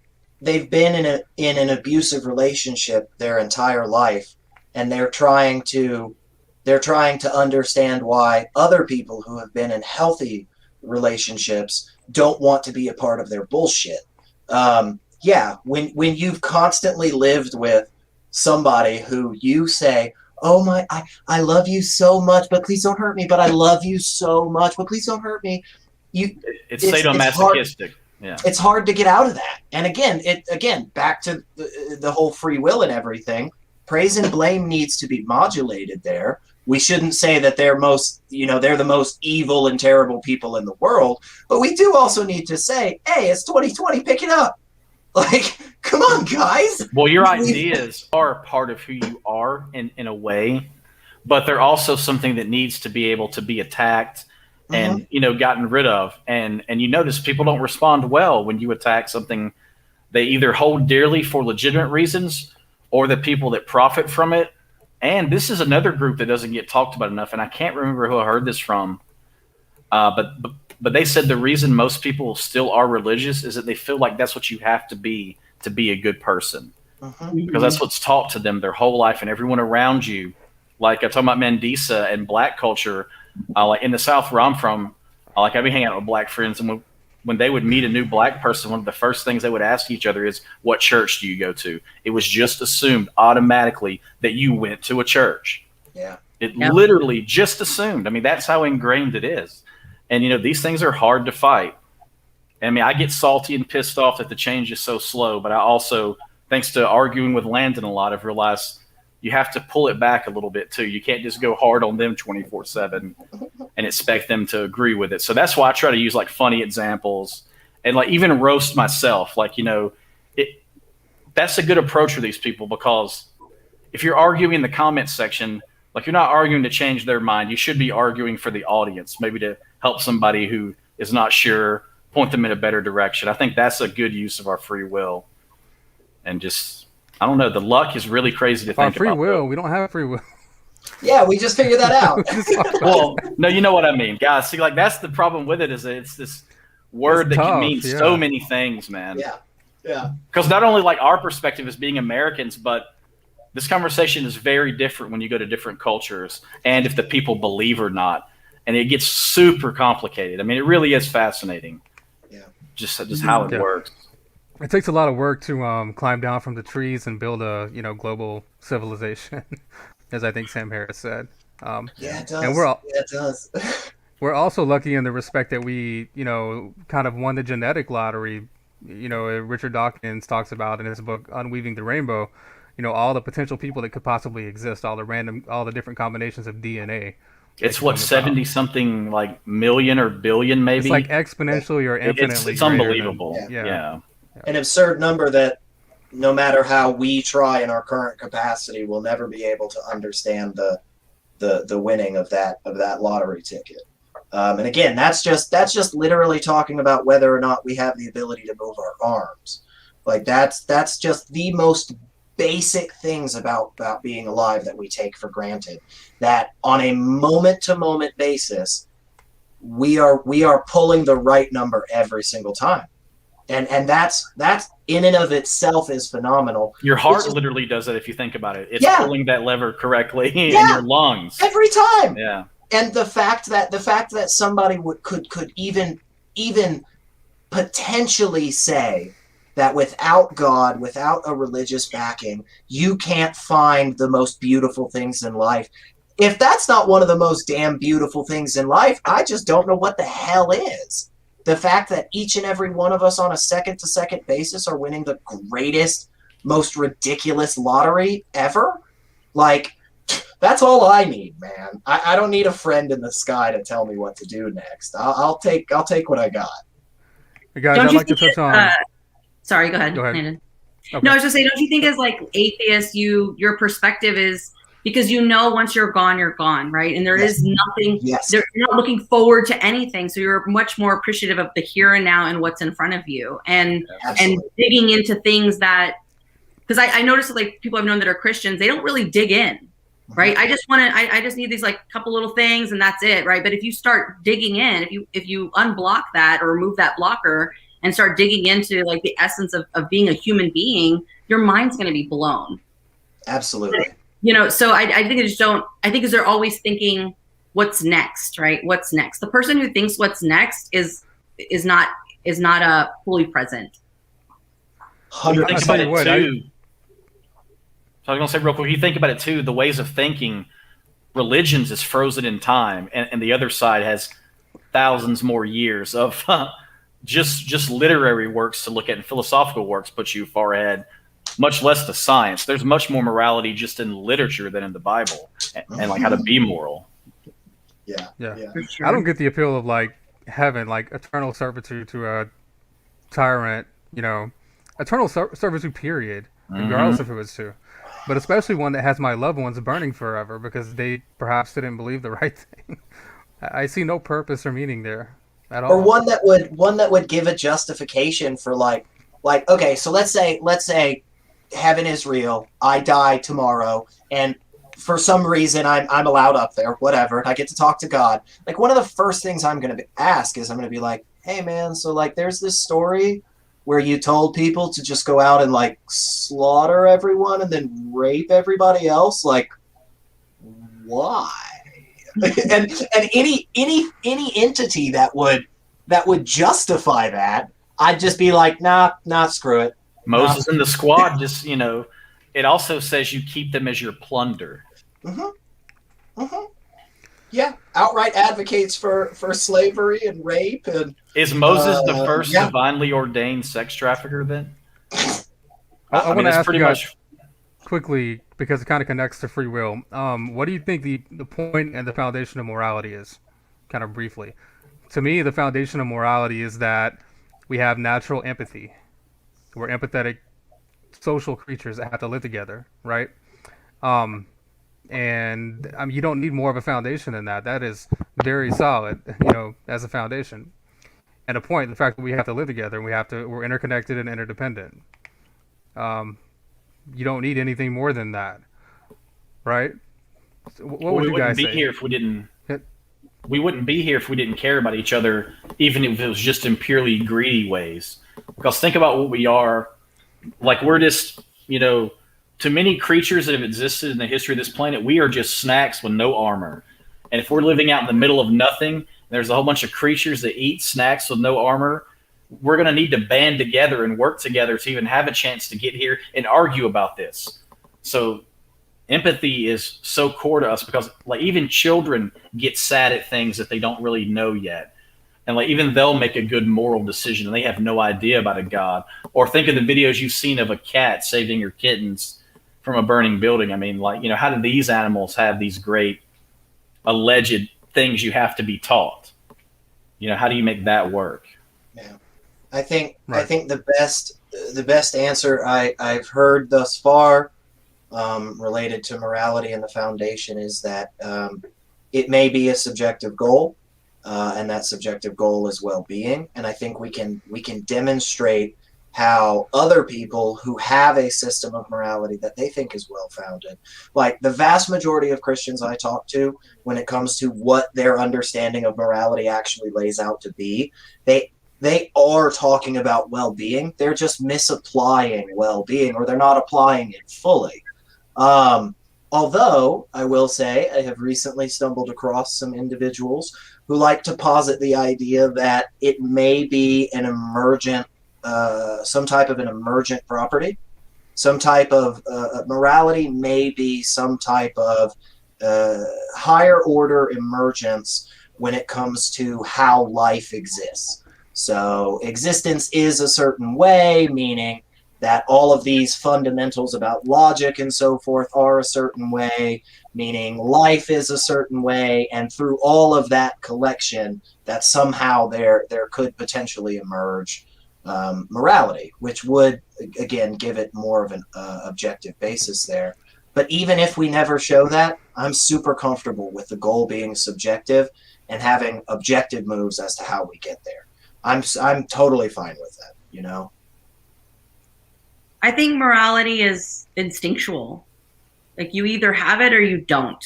And you shouldn't need something, a book or a threat or something to motivate you to be a good person at the end of the day, right?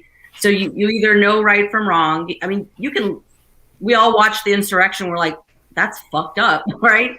And didn't need anyone to tell you that was fucked up, what was happening. I don't agree with any of the politics from the right side, but I thought it was massively shitty that they hung a noose and threatened to hang Mike Pence. I can't stand Mike Pence, but that's not justified in any way to call for his hanging and his killing, right?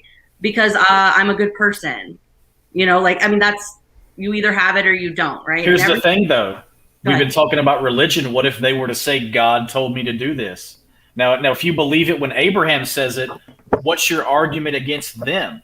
And I mean, like, speaking of the Bible, like, how are you going to argue this in court where you put your hand on a book of lies and swear to tell the truth? I mean, like, America is just so crazy to me. Like, it's a huge conflict, right? Like, you can't kill. Like, there's been stories of parents who are so deeply religious and they don't take reasonable care of their children, right? They try to pray away a disease. Or exorcisms, which kill them. Or exorcisms. And then those kids die. Mm-hmm. Those parents go to prison, right? But yet they have sworn on a religious text. So it's in direct conflict, right? Yeah. You can't put these people in prison if you just had them swear on the Bible that told them to not provide proper treatment and care for their children. Well, it's the old joke of if you're on the bus and someone comes up to you in a very loud way and tells you about how much they love God and he needs to talk to you, are you going to slide closer to them or further away? I think we know the answer. So I'd be like, no, go talk to your man over there. Go talk to him. Another irony of swearing in to court on the Bible is that you're not allowed to use the Bible as evidence in court. You can't go up to I have a question. Can you swear on the Constitution, though? So you can I believe, for public office, but I think when it comes to various judicial things, I don't think there's an overarching concept. Like, I think it might be different in Texas than what it is in some places. I think have kind of an atheist one because they got enough complaints. It's like it's like a states' rights type of issue, I guess. Yeah. The actual laying out of what our presidents and our public officials in the federal government, it does not say a Bible, and you absolutely can. It does not mandate a Bible in any way. It's just always been the practice. Some dude in California swore in on a Captain America shield. So awesome. Yeah, that's awesome. It's pretty cool. It is just as real as same fantasy, right? Yeah. Yeah, exactly. How do you say no to Captain America? Like, if you get sued, or you're in some like court case. I've never been, in like a court case like that. Had to swear on a Bible or anything like that. If you're an atheist, like, what do you do? Like, you can't, like, you want to say no, right? Like, I don't want to swear on this shit, right? But there's like 12 people looking at you who more than likely, what that is going to 7 or 8 will be Christians. Yeah. Yes, right. That's going to sway some people. This person really just said they weren't going to swear. Guilty. True. Yeah, that goes back, I think, to what Landon was saying from the beginning, is like the separation of church and state. It's so toxic, and to see like our current president maybe not fully, still pandering to that side is disheartening in a lot of ways. It props up all this nonsense because it's very hard to speak against something that the leader of the free world supports, just in any kind of conversation. Yep. So, it's a problem. Yeah. So, Elliot, getting back to what you were saying about morality, I mean, it's not, there's no morality woven into the fabric of the universe, right? I mean, Probably. It's not in that sense. But it gets pretty close to being objective when we all, by our nature, want to be well off, right? Mm-hmm. And we are interconnected and interdependent social animals. And that's why it never has bothered me when somebody levels the criticism. Well, it's just subjective for you. It's like, no, it's a subjective choice. It's a subjective preference that all living things care about the well-being of all living things. But if that's the case, it's just like the subjective choice. I mean, one of the best examples is the playing chess analogy. Like, we don't have to play chess. Like, there's no reason. But if we do decide to all play chess, then we're playing to win, and there are moves that get us closer and further away from that. And there are ways to look at individuals that do play chess and say, yes, she is much better than him when it comes to making these objective choices for a subjective goal of winning at the chess game. There's nothing wrong with that, and we can still gain all of the most wonderful things. And in fact, I think it's the reason why we have gotten all the wonderful things in society that we have. It's because of the progress of recognizing about well-being as a foundation, as opposed to some all-knowing thing that talks to you every now and then, but you're not really positive what it says, but you're pretty sure, and it doesn't exactly correspond to what this other guy said, who apparently also has a direct connection to it. That's always been the weirdest for me. How come you get 5 Christians in a room and you get 6 different understandings of Christianity? Well, that's something like that's something Sam talks about with how ideas matter. And so if your idea of morality is founded on an idea whose foundation is corpses and burning women, sexual, like mistreatment of humans, just all these things, it's not going to work out too well unless you change it.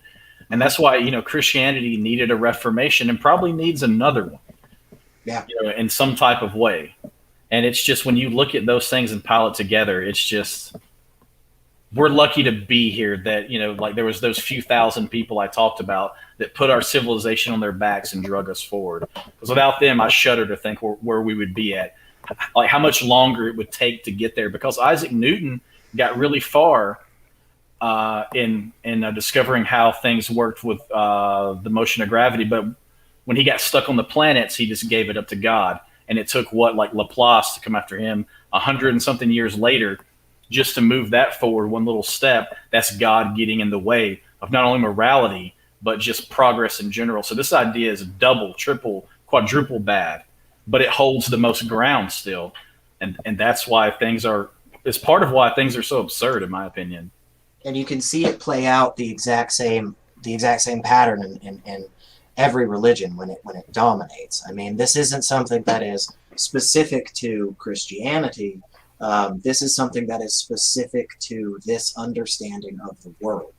You know, there are many Muslim apologists these days that talk about the great scientific and cultural revolution of Islamic cultures in the past. And first off, I mean, they're right. They're not incorrect. That is historically documented. It's 100% true. But it was because at the time, the Muslim religion did not have as much control. It did not dominate in such a way where people were questioning it and saying, oh, well, what if it's also this too, you know? Because there was such a plethora of ideas that were able to be shared, everything was fine and everything was able to advance. But the moment we get to a place where the consolidation of Islam becomes a well-known thing and a well-documented thing, we start to see a retraction again. That's what the whole Dark Ages are for Europe. And we can see this. We can see this in South America. We can see this in North America. We can see this in Southeast Asia. We can see this in Russia. We can see this absolutely everywhere. When we see this type of thinking come to dominate, we see a retraction in all of the most beautiful things that we have. It's not an Allah thing. It's not a Shiva thing. It's a believing stuff without evidence thing, and that's what religion is. Yep. I want to get into the last couple of topics. Then we're gonna wrap up.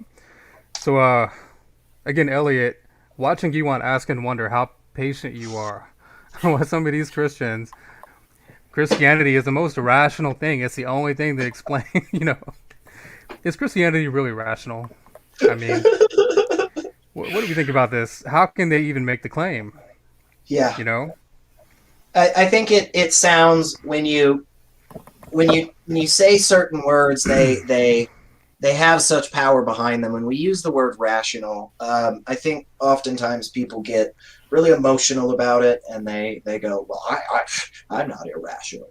But we all are in certain aspects, and it's okay that happens. What's not okay is being demonstrated your irrationality and clinging on to it tooth and nail. What's not all right is somebody walking you through the fact that your argument is not sound and not valid, and still maintaining that it is. Attempting to hold on to that is the problem. There's nothing wrong with saying, hey man, look, you might need to look at step 2 again. That's fine. Yeah, let's look at step 2. It doesn't mean that your ultimate conclusion is completely wrong. But when I can demonstrate that you are falling into fallacious traps, and not only that, but your premises don't have any fucking demonstration whatsoever, and you still saying, oh, no, this is right. Yeah. That's a problem, man, and we should fix that, Well, let's look at the overall picture and kind of see how rational it is, all right?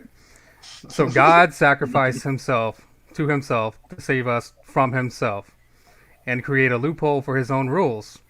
No better way could be thought of because an uncomprehending rib woman was convinced by a talking snake to eat fruit and pursue knowledge. And he put these things in place knowing what would happen, by the way, right? And then he cursed all the innocent descendants for it. How rational is this story? This is Christianity in a nutshell. I mean, sounds like the perfect word of the perfect creator. Yeah. He does not author confusion, guys. Come on. Yeah. And in his time, you just basically to me, it's rational in one sense and one sense only. it is rational to believe that this is what people from that period in time who were that barbaric and that fucked up would come up with. Sure. Now, when you view it in that light, it's much easier to understand how all of these religions got everything about the real world so wrong. But, rationality, morality both suffer from having ideas, as Feynman said, that cannot be questioned, because might makes right never works in any scenario. And when you have this idea of God and this idea of might makes right, and you put them together, which is pretty much almost the entire history of all the Abrahamic religions, that's how they spread so far. It's just like, we're here now, we conquered you, you believe this, or you give us your money. And it is just nonsense upon nonsense. I mean, how is requiring killing someone and just not caring about them rational? Because that othering effect is why Christians, like you said, have never really been nice to you or had any empathy. Because when the boss does the most othering thing ever and burns everyone who's not like you alive, how much can you really care about other people in a real sense? And also, speaking of morality, notice how this is no system to be morally accountable. Jeffrey Dahmer is in heaven because he found Jesus on death row, and those gay men no moral accountability are burning alive right now. Yeah. That's not justice. That's not morality. That's just nonsense. That's and disgusting. We have to be able to have these conversations. Yeah, and it's disgusting. I mean, we're talking about people who didn't know where the sun went at night. And this is who you're going to let guide your life. I'm just saying, you might want to reconsider that. And there's so much, there are so many things in all of the wonderful, wonderful ancient texts about religion that are just so absurd. Like, okay, fine. Maybe God forgot to mention about the germ theory of disease. That's fine. But, like, for instance, why the hell did he take a whole passage to talk about not mixing fabrics or planting two crops in the same field? What a complete waste of time. In the Quran, there's a whole section where apparently God just tells Muhammad a couple of facts about bees. Like, why would he waste any time with that? Why wouldn't he be like, oh, by the way, Muhammad, like, tomorrow you're going to trip on this rock and you're really going to hurt yourself? Isn't that at least more rational? Isn't that more beneficial? Or think of being Jesus and you have all the same knowledge as your dad. You know everything. And yet you don't tell people to not drink the water with mud in it. And you just let people die from the water that you require them to have to exist so they can praise you. Yeah. Or like, hey, by the way, like, maybe don't enslave all women. Like, I'm not saying we fix it right away, but just maybe, give a few of them some rights. Could have at least thrown that in there. Usual defense is, well, it was the times and God was helping them. Well, think of all the stuff this God tells you cannot do. Why did he not make it a little better stuff for women? Because this was written by men who wanted to have a whole bunch of wives and chattel slaves. He just forgot. He just forgot to mention. There's a reason there's so many of us, because people like to have sex. Unfortunately, not all people like to have consensual sex. And that's one of the biggest downfalls of our species. Yeah. Yeah, but tell me how a blood sacrifice logically solves anything. And it's not even really a sacrifice, right? I mean, Jesus had a bad weekend, and he knew what was going to happen. He didn't stay dead. There are people that sacrifice their lives and they don't come back for a greater good, right? So yeah, the promise of eternal bliss is it's hard to say that you're giving something up, because that is the same conception that suicide bombers have. When they are preparing for that, they consider it a mission. They consider it a beautiful purpose for them, and they believe that the moment after that occurs in this world, that they are just showered with incredible gifts. How in the world could that possibly adhere to anything logical that we understand? And notice what was promised: a whole bunch of women. Yeah. So it shows you it was just written by those previous Islamic primates I talked about. Weird. Yeah, the Islamic heaven is really weird. It's a strange place, man. Yeah, basically it's they are a frat party. It's yes. like a frat party. Yeah, like, they have to create more women. Yeah, because it also says, I think it's in the Quran that, or the Hadith, maybe the Prophet looked over and saw that hell was full of mostly women. So not only are most women suffering on this earth, they're also burning, and there also are playthings in heaven. So that's why some scholar had to logically lay this out that we create extra women.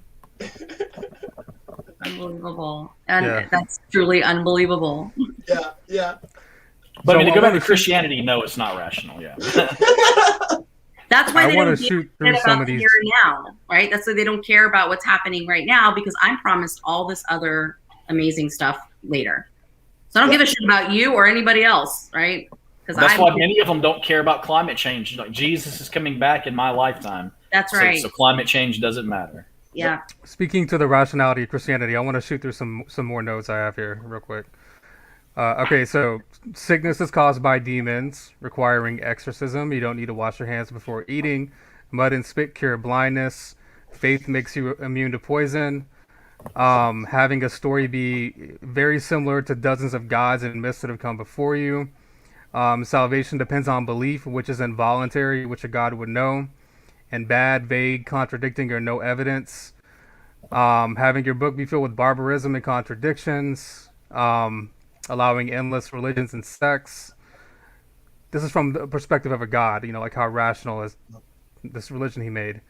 A man god predicts his own return within the lives of his listeners, and still hasn't come back. An infinitely loving God allows and causes random atrocity and calamity, regardless of the victim's beliefs or virtue, the scale and depths of which would make most human beings' stomachs turn. A being that is omni-everything, that created everything in perfect knowledge and power, yet still makes mistakes, has regrets, and blames things on everyone else. Believing still that ultimate answers must be magical and supernatural, never being the answer up until now. You know what this sounds I actually kept going, but I'll end it there. This sounds like this. You know what this? It sounds like QAnon. It sounds just like it sounds exactly like their bullshit.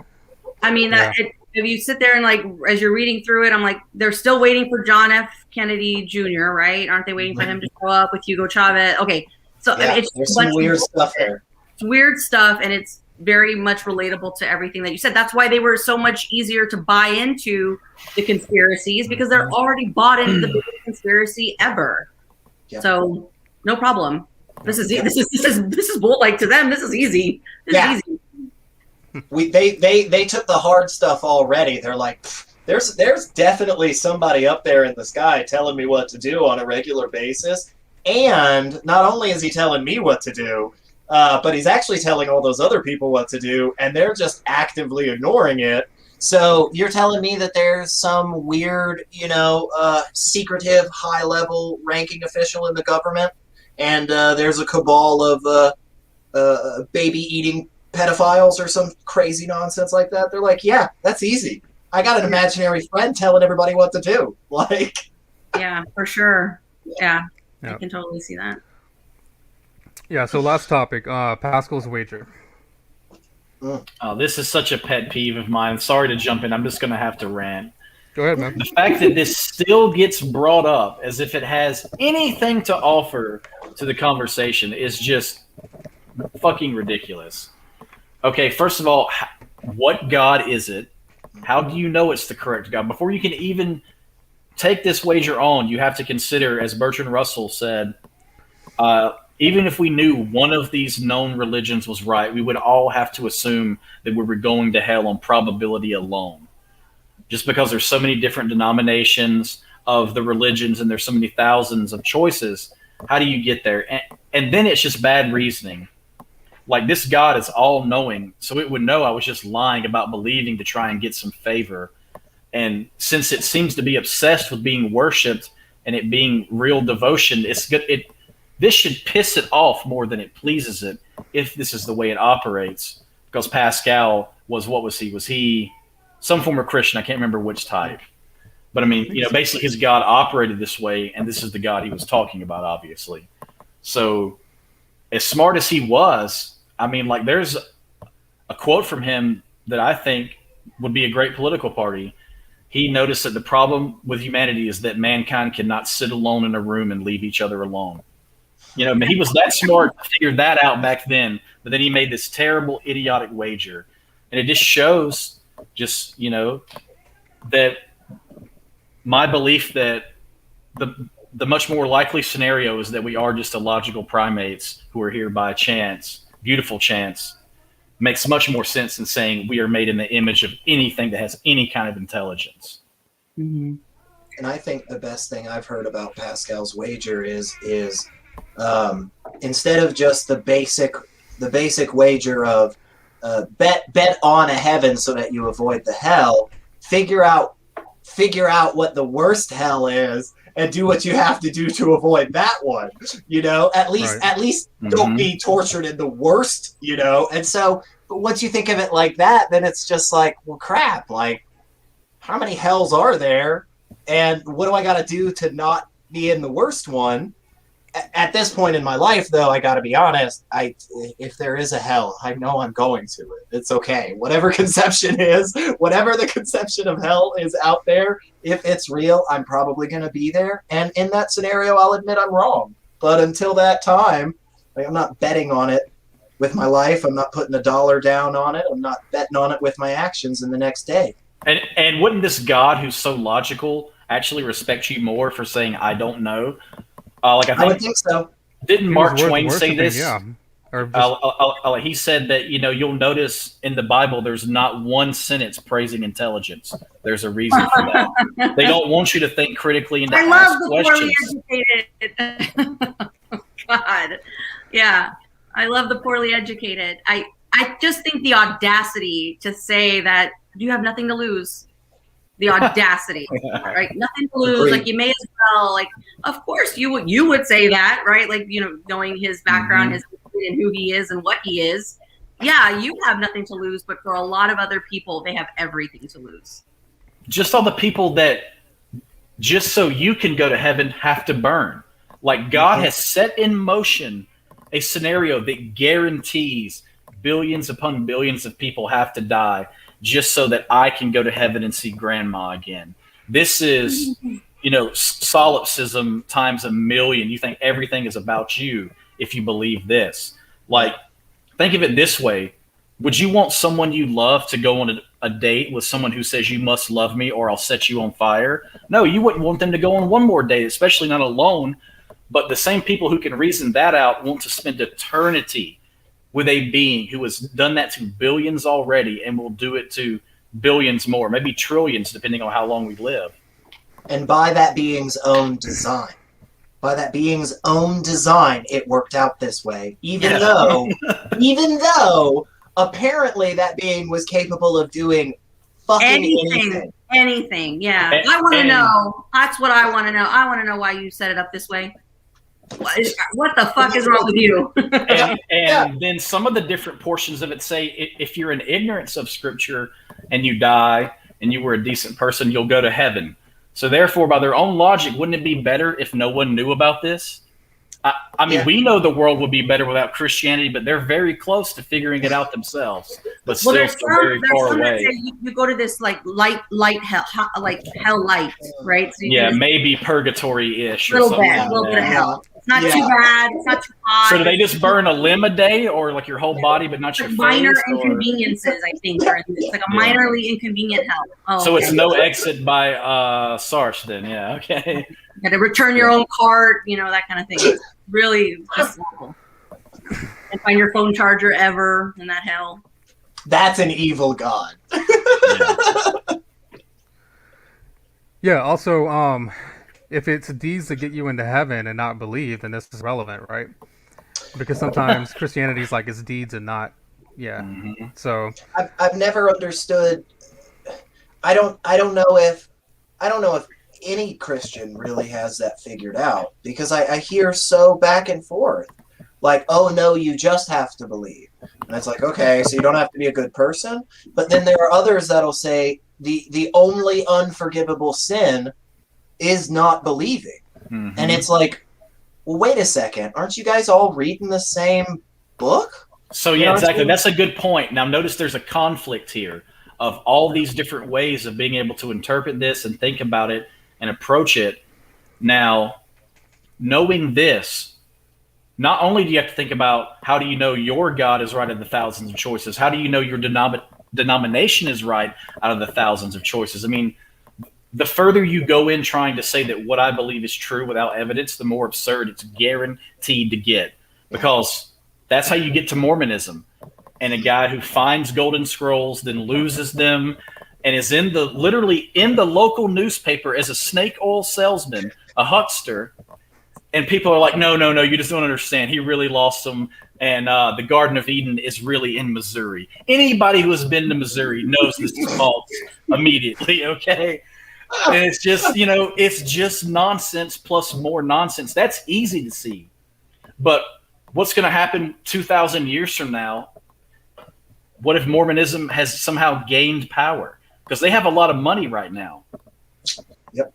I mean, it's just like, this is terrifying. I mean, I don't think Mormonism is likely to rise to power, but yeah, but the there's fact still a that, chance. Yeah, the fact we that were getting there. We were getting there. Yeah, real close, close. And I don't look good with that kind of the thing over the thing. No, they wouldn't. Special underwear is not even cool. It's just no. That was one of my favorite things about learning about Mormonism. The underwear, man. I thought that was just like bullshit. I thought that was just like people being assholes and like talking shit. I did too. And then I like really read about it. And I was like, oh.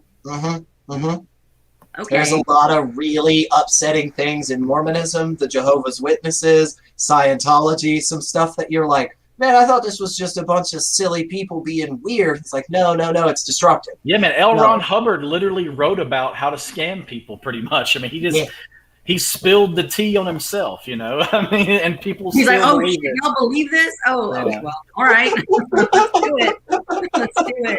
Okay. There is also annihilation theory. So a lot of Christians don't think you're going to go to hell. They think, you're going to just be annihilated. That would be much more just. Annihilated to where though? Like, don't they always believe there's like an end? Like you're gonna No, go. I think they think agree the on punishment is anything. you just don't get to be with God. Yeah. There are those that say hell is just you not having a connection with God, which for me is still torture if God is love and goodness, and I love the idea. Like, yeah, just Satan's the one torturing the bad people. Does that mean he's kind of like an anti-hero? Or is he slowly becoming a good guy again? I mean, yeah, how is he evil if he's the one punishing the evil? Also, you're assuming many things aside from a God. You're assuming there's a heaven and what kind of heaven it is, and that it's worth going to. Also, yeah. And are we still ourselves? Because think of the Christian you've worked with. They don't like doing anything 24 hours around the clock because that's not how human beings work. So how do you know that you will be happy praising all the time? That's why they're not. They're always in constant conflict with themselves. They're miserable, right? They're miserable. And then they want everyone else to be just as miserable as them. Because they've been told, and it's been ingrained in them, that a fundamental aspect of being who they are is broken, is dirty, is wrong. Then they were very against sex and math and all kind of other important things you need to do, Yes. It's not a good recipe for happiness. Yeah, it's funny. The Protestant apologists, they say that Christianity is the foundation of science, and stuff like that, and Catholics too. And you look at somebody like Saint Augustine. He said, curiosity is like an evil thing, and like it does us no good to study the world. Yeah. And Paul talked about philosophy. You don't need philosophy, and Christians long kind of look down on secular learning, and long history of burning books and whatnot. So people, wherever they burn books, they will in the end burn people. Yep. For sure. Can't remember who said that. He was a great writer. Yeah, and in terms of what you lose, I mean, you lose access to truth, your time, your money, your dignity. It also makes you happy with not having the truth, if you think about it. Because if you can just say God did it, that kills a lot of curiosity. And that's why, if you notice, they don't like it when kids ask questions. Kids see through it very early on. They really do. Like as easily as Santa Claus, pretty much. Right. It's like the old, this is like the perfect analogy. It's like in The Wizard of Oz when you see it's just a dude behind a curtain. I mean, that's really what it feels like to look at religion for what it most likely is. So I have just something really quickly to touch on. So I was raised by my dad. He's an atheist, an unapologetic atheist. But I, as a kid, everybody else is Christian, right? They all go to Bible study and blah, blah, blah, and like Wednesdays. So it was a very social thing. And I desperately wanted to go to church because all my friends were at church. They all knew each other. And they all had like separate lives that I wasn't part of because I only saw them from 8 to 2:45 every, Monday through Friday. So I think like there was a time as a young adult and a teenager where I struggled knowing what my dad raised me and then knowing that like my friends and like people that I held the closest to didn't subscribe to that, right? And I was kind of pulled in these different directions. So what do you say to people like that? Like how, when you're a kid, you buy into it after a while because you want to be with your friends, right? You want to it looks fun, right? That looks fun. Absolutely. That's why a lot of them view it as you're taking something from them. Right. When you try to say, hey, can you maybe reconsider? I mean, you can hang out with those same people. Some of my best friends and just acquaintances, whatever you want to call it, have been people that have believed in some God or other. I mean, you can still have amazing relationships, but you also have to be able to talk about things and question each other, because if you can't do that, how is it really a friendship? Mm-hmm. And so like when I was in high school, I was a young earth creationist because I knew just enough science to get hustled because I was desperately seeking the truth. I had this scientific curiosity. I mean, I would order legit science books off Amazon and then order like aliens in the Bible. So I was in that weird teenage thing. And so as I discovered more and more how unlikely it was that religion was right, I quit going to church, and like you get ostracized. That fear of not being in the group keeps a lot of people in it. Yep. And there's really nowhere to go, but the internet is helping that a lot, at least, thankfully. Yeah, as a kid, I could not spend the night anywhere. My dad was terrified really for me to be indoctrinated in some way. So people thought we were Jehovah's for a long time because no birthdays. We didn't have birthday. Like I didn't have parties, none of that stuff because my dad was very conscientious of the influence. And of course, as a kid, I rebelled against it because I want to hang out with my friends, right? I also had friends who eventually, because my dad is so unapologetic, their parents would find out where my dad stood, and then they weren't allowed to have anything to do with me. Yeah. And that was tough. So of course, jealous. I was like, what do I got to do to get a birthday party, right? Like, okay, I'll go with my grandma to church. And that's what I did for a while because that social piece was just so lacking for me. And that being able to develop and build relationships with people. And that is it's a tiny example, but an example nonetheless of why religion is so toxic. Yeah. And you hit on an absolutely amazing point. The community. The social understanding that comes with religion, the in group that is so connected. I remember because I was raised Methodist, and I remember being at church and really only interacting with these people for an hour once a week, right? But I remember that moment where in the middle of a song, the people would stop singing, but there'd be soft music, and the pastor would get up and he'd say, "Now go and greet your brothers and sisters in Christ with love." And you'd walk around. It'd be a badge of honor. How many people could you hug today? It feels good, right? Yes. It feels good. It messes the serotonin. Hugs are scientifically proven to be amazing. I mean, literally. Yes. Yeah. And when you do them with some nice music in the background and a bunch of people smiling at each other, it influences you. It puts a really powerful hold on you. And that is why those of us that are atheists, that are secular, that are non-religious, free thinkers, whatever the hell label we want, those of us that don't want to be part of that bullshit, we need to create our own communities. values. We need to connect with each other. We need to be organized in a manner where, at the very least, it's just something where you can reach out and you can say, "Hey, Scott, how you been lately?"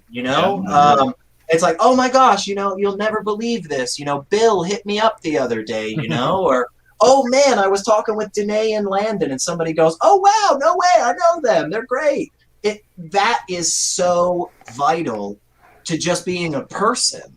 And to especially affecting political change. Absolutely. Also. Yeah, Absolutely. definitely, for sure. That's how you organize, right? You develop trust and relationships with one another, and then you organize and you push back on the toxicity. So that's great. That's a great way to kind of wrap up, right? It is. I was gonna say, let's end on that note. Let's keep doing that. I will say quickly, Scott has an idea. Danae, you're in Texas, so I guess you couldn't really be part of it. But for the people in Tennessee, Scott had the idea of starting kind of like a salon, free thinkers and atheists, whenever maybe the COVID dies down a little more. Yeah. So Elliot, you're in Nashville, and you might be interested in that. And definitely. Kind of based on, I don't know if you know too much about the Enlightenment, but Dolbach was and Diderot. Yeah, salon isn't for my luscious locks. It's for I thought that was the reference you were making, and that's why I liked it. Yeah. Excellent. I think it's a great idea. And keep me updated on any time of this. Scott and Danae, you as well, please. Reach out to me and let's drop some email and stuff in the chat or whatever, I guess, or let's do it or whatever. Yeah, let's do it. And Danae has the ACA, man, in Texas. Yeah, I know. It got brought up to me. I have not dipped my toes in yet. Meetup.com is a great way to find. Like, that's how me and Landon met each other. Actually, was Meetup.com. We found, what was it, Murfreesboro Freethinkers? Yeah. Oh. Yeah. That was the name of the group. Yeah. Well, my mom was born in Smyrna. Is that how you say it? Smyrna? Yeah, I know where that's at. Yeah. Oh, really? And wow. So I plan to take her back to Smyrna once COVID is over and do the whole, what is it? The Appalachia Trail thing. There's like a. Oh, yeah. I don't know. Okay. So, Cool. yeah, because that's where her people are from. Like her dad's people are from there. So I want to go take her to go see that, do that. And then I really want to go to Dollywood. Not going to lie. Yeah, that's fun. Worth it. That actually is fun to do. Yeah. So the Frisk Museum up here is incredible too. In Nashville, they have some stuff. It was so nice to meet all of you. I put my contact information in, and I hope we get to do it again. Absolutely. Thank you. Thank you for being on. Super fun. Thanks, guys. Man, that flew by. I didn't realize it'd been 2 hours and 50 minutes. Wow. Yeah, I know, man. Crazy. Yeah.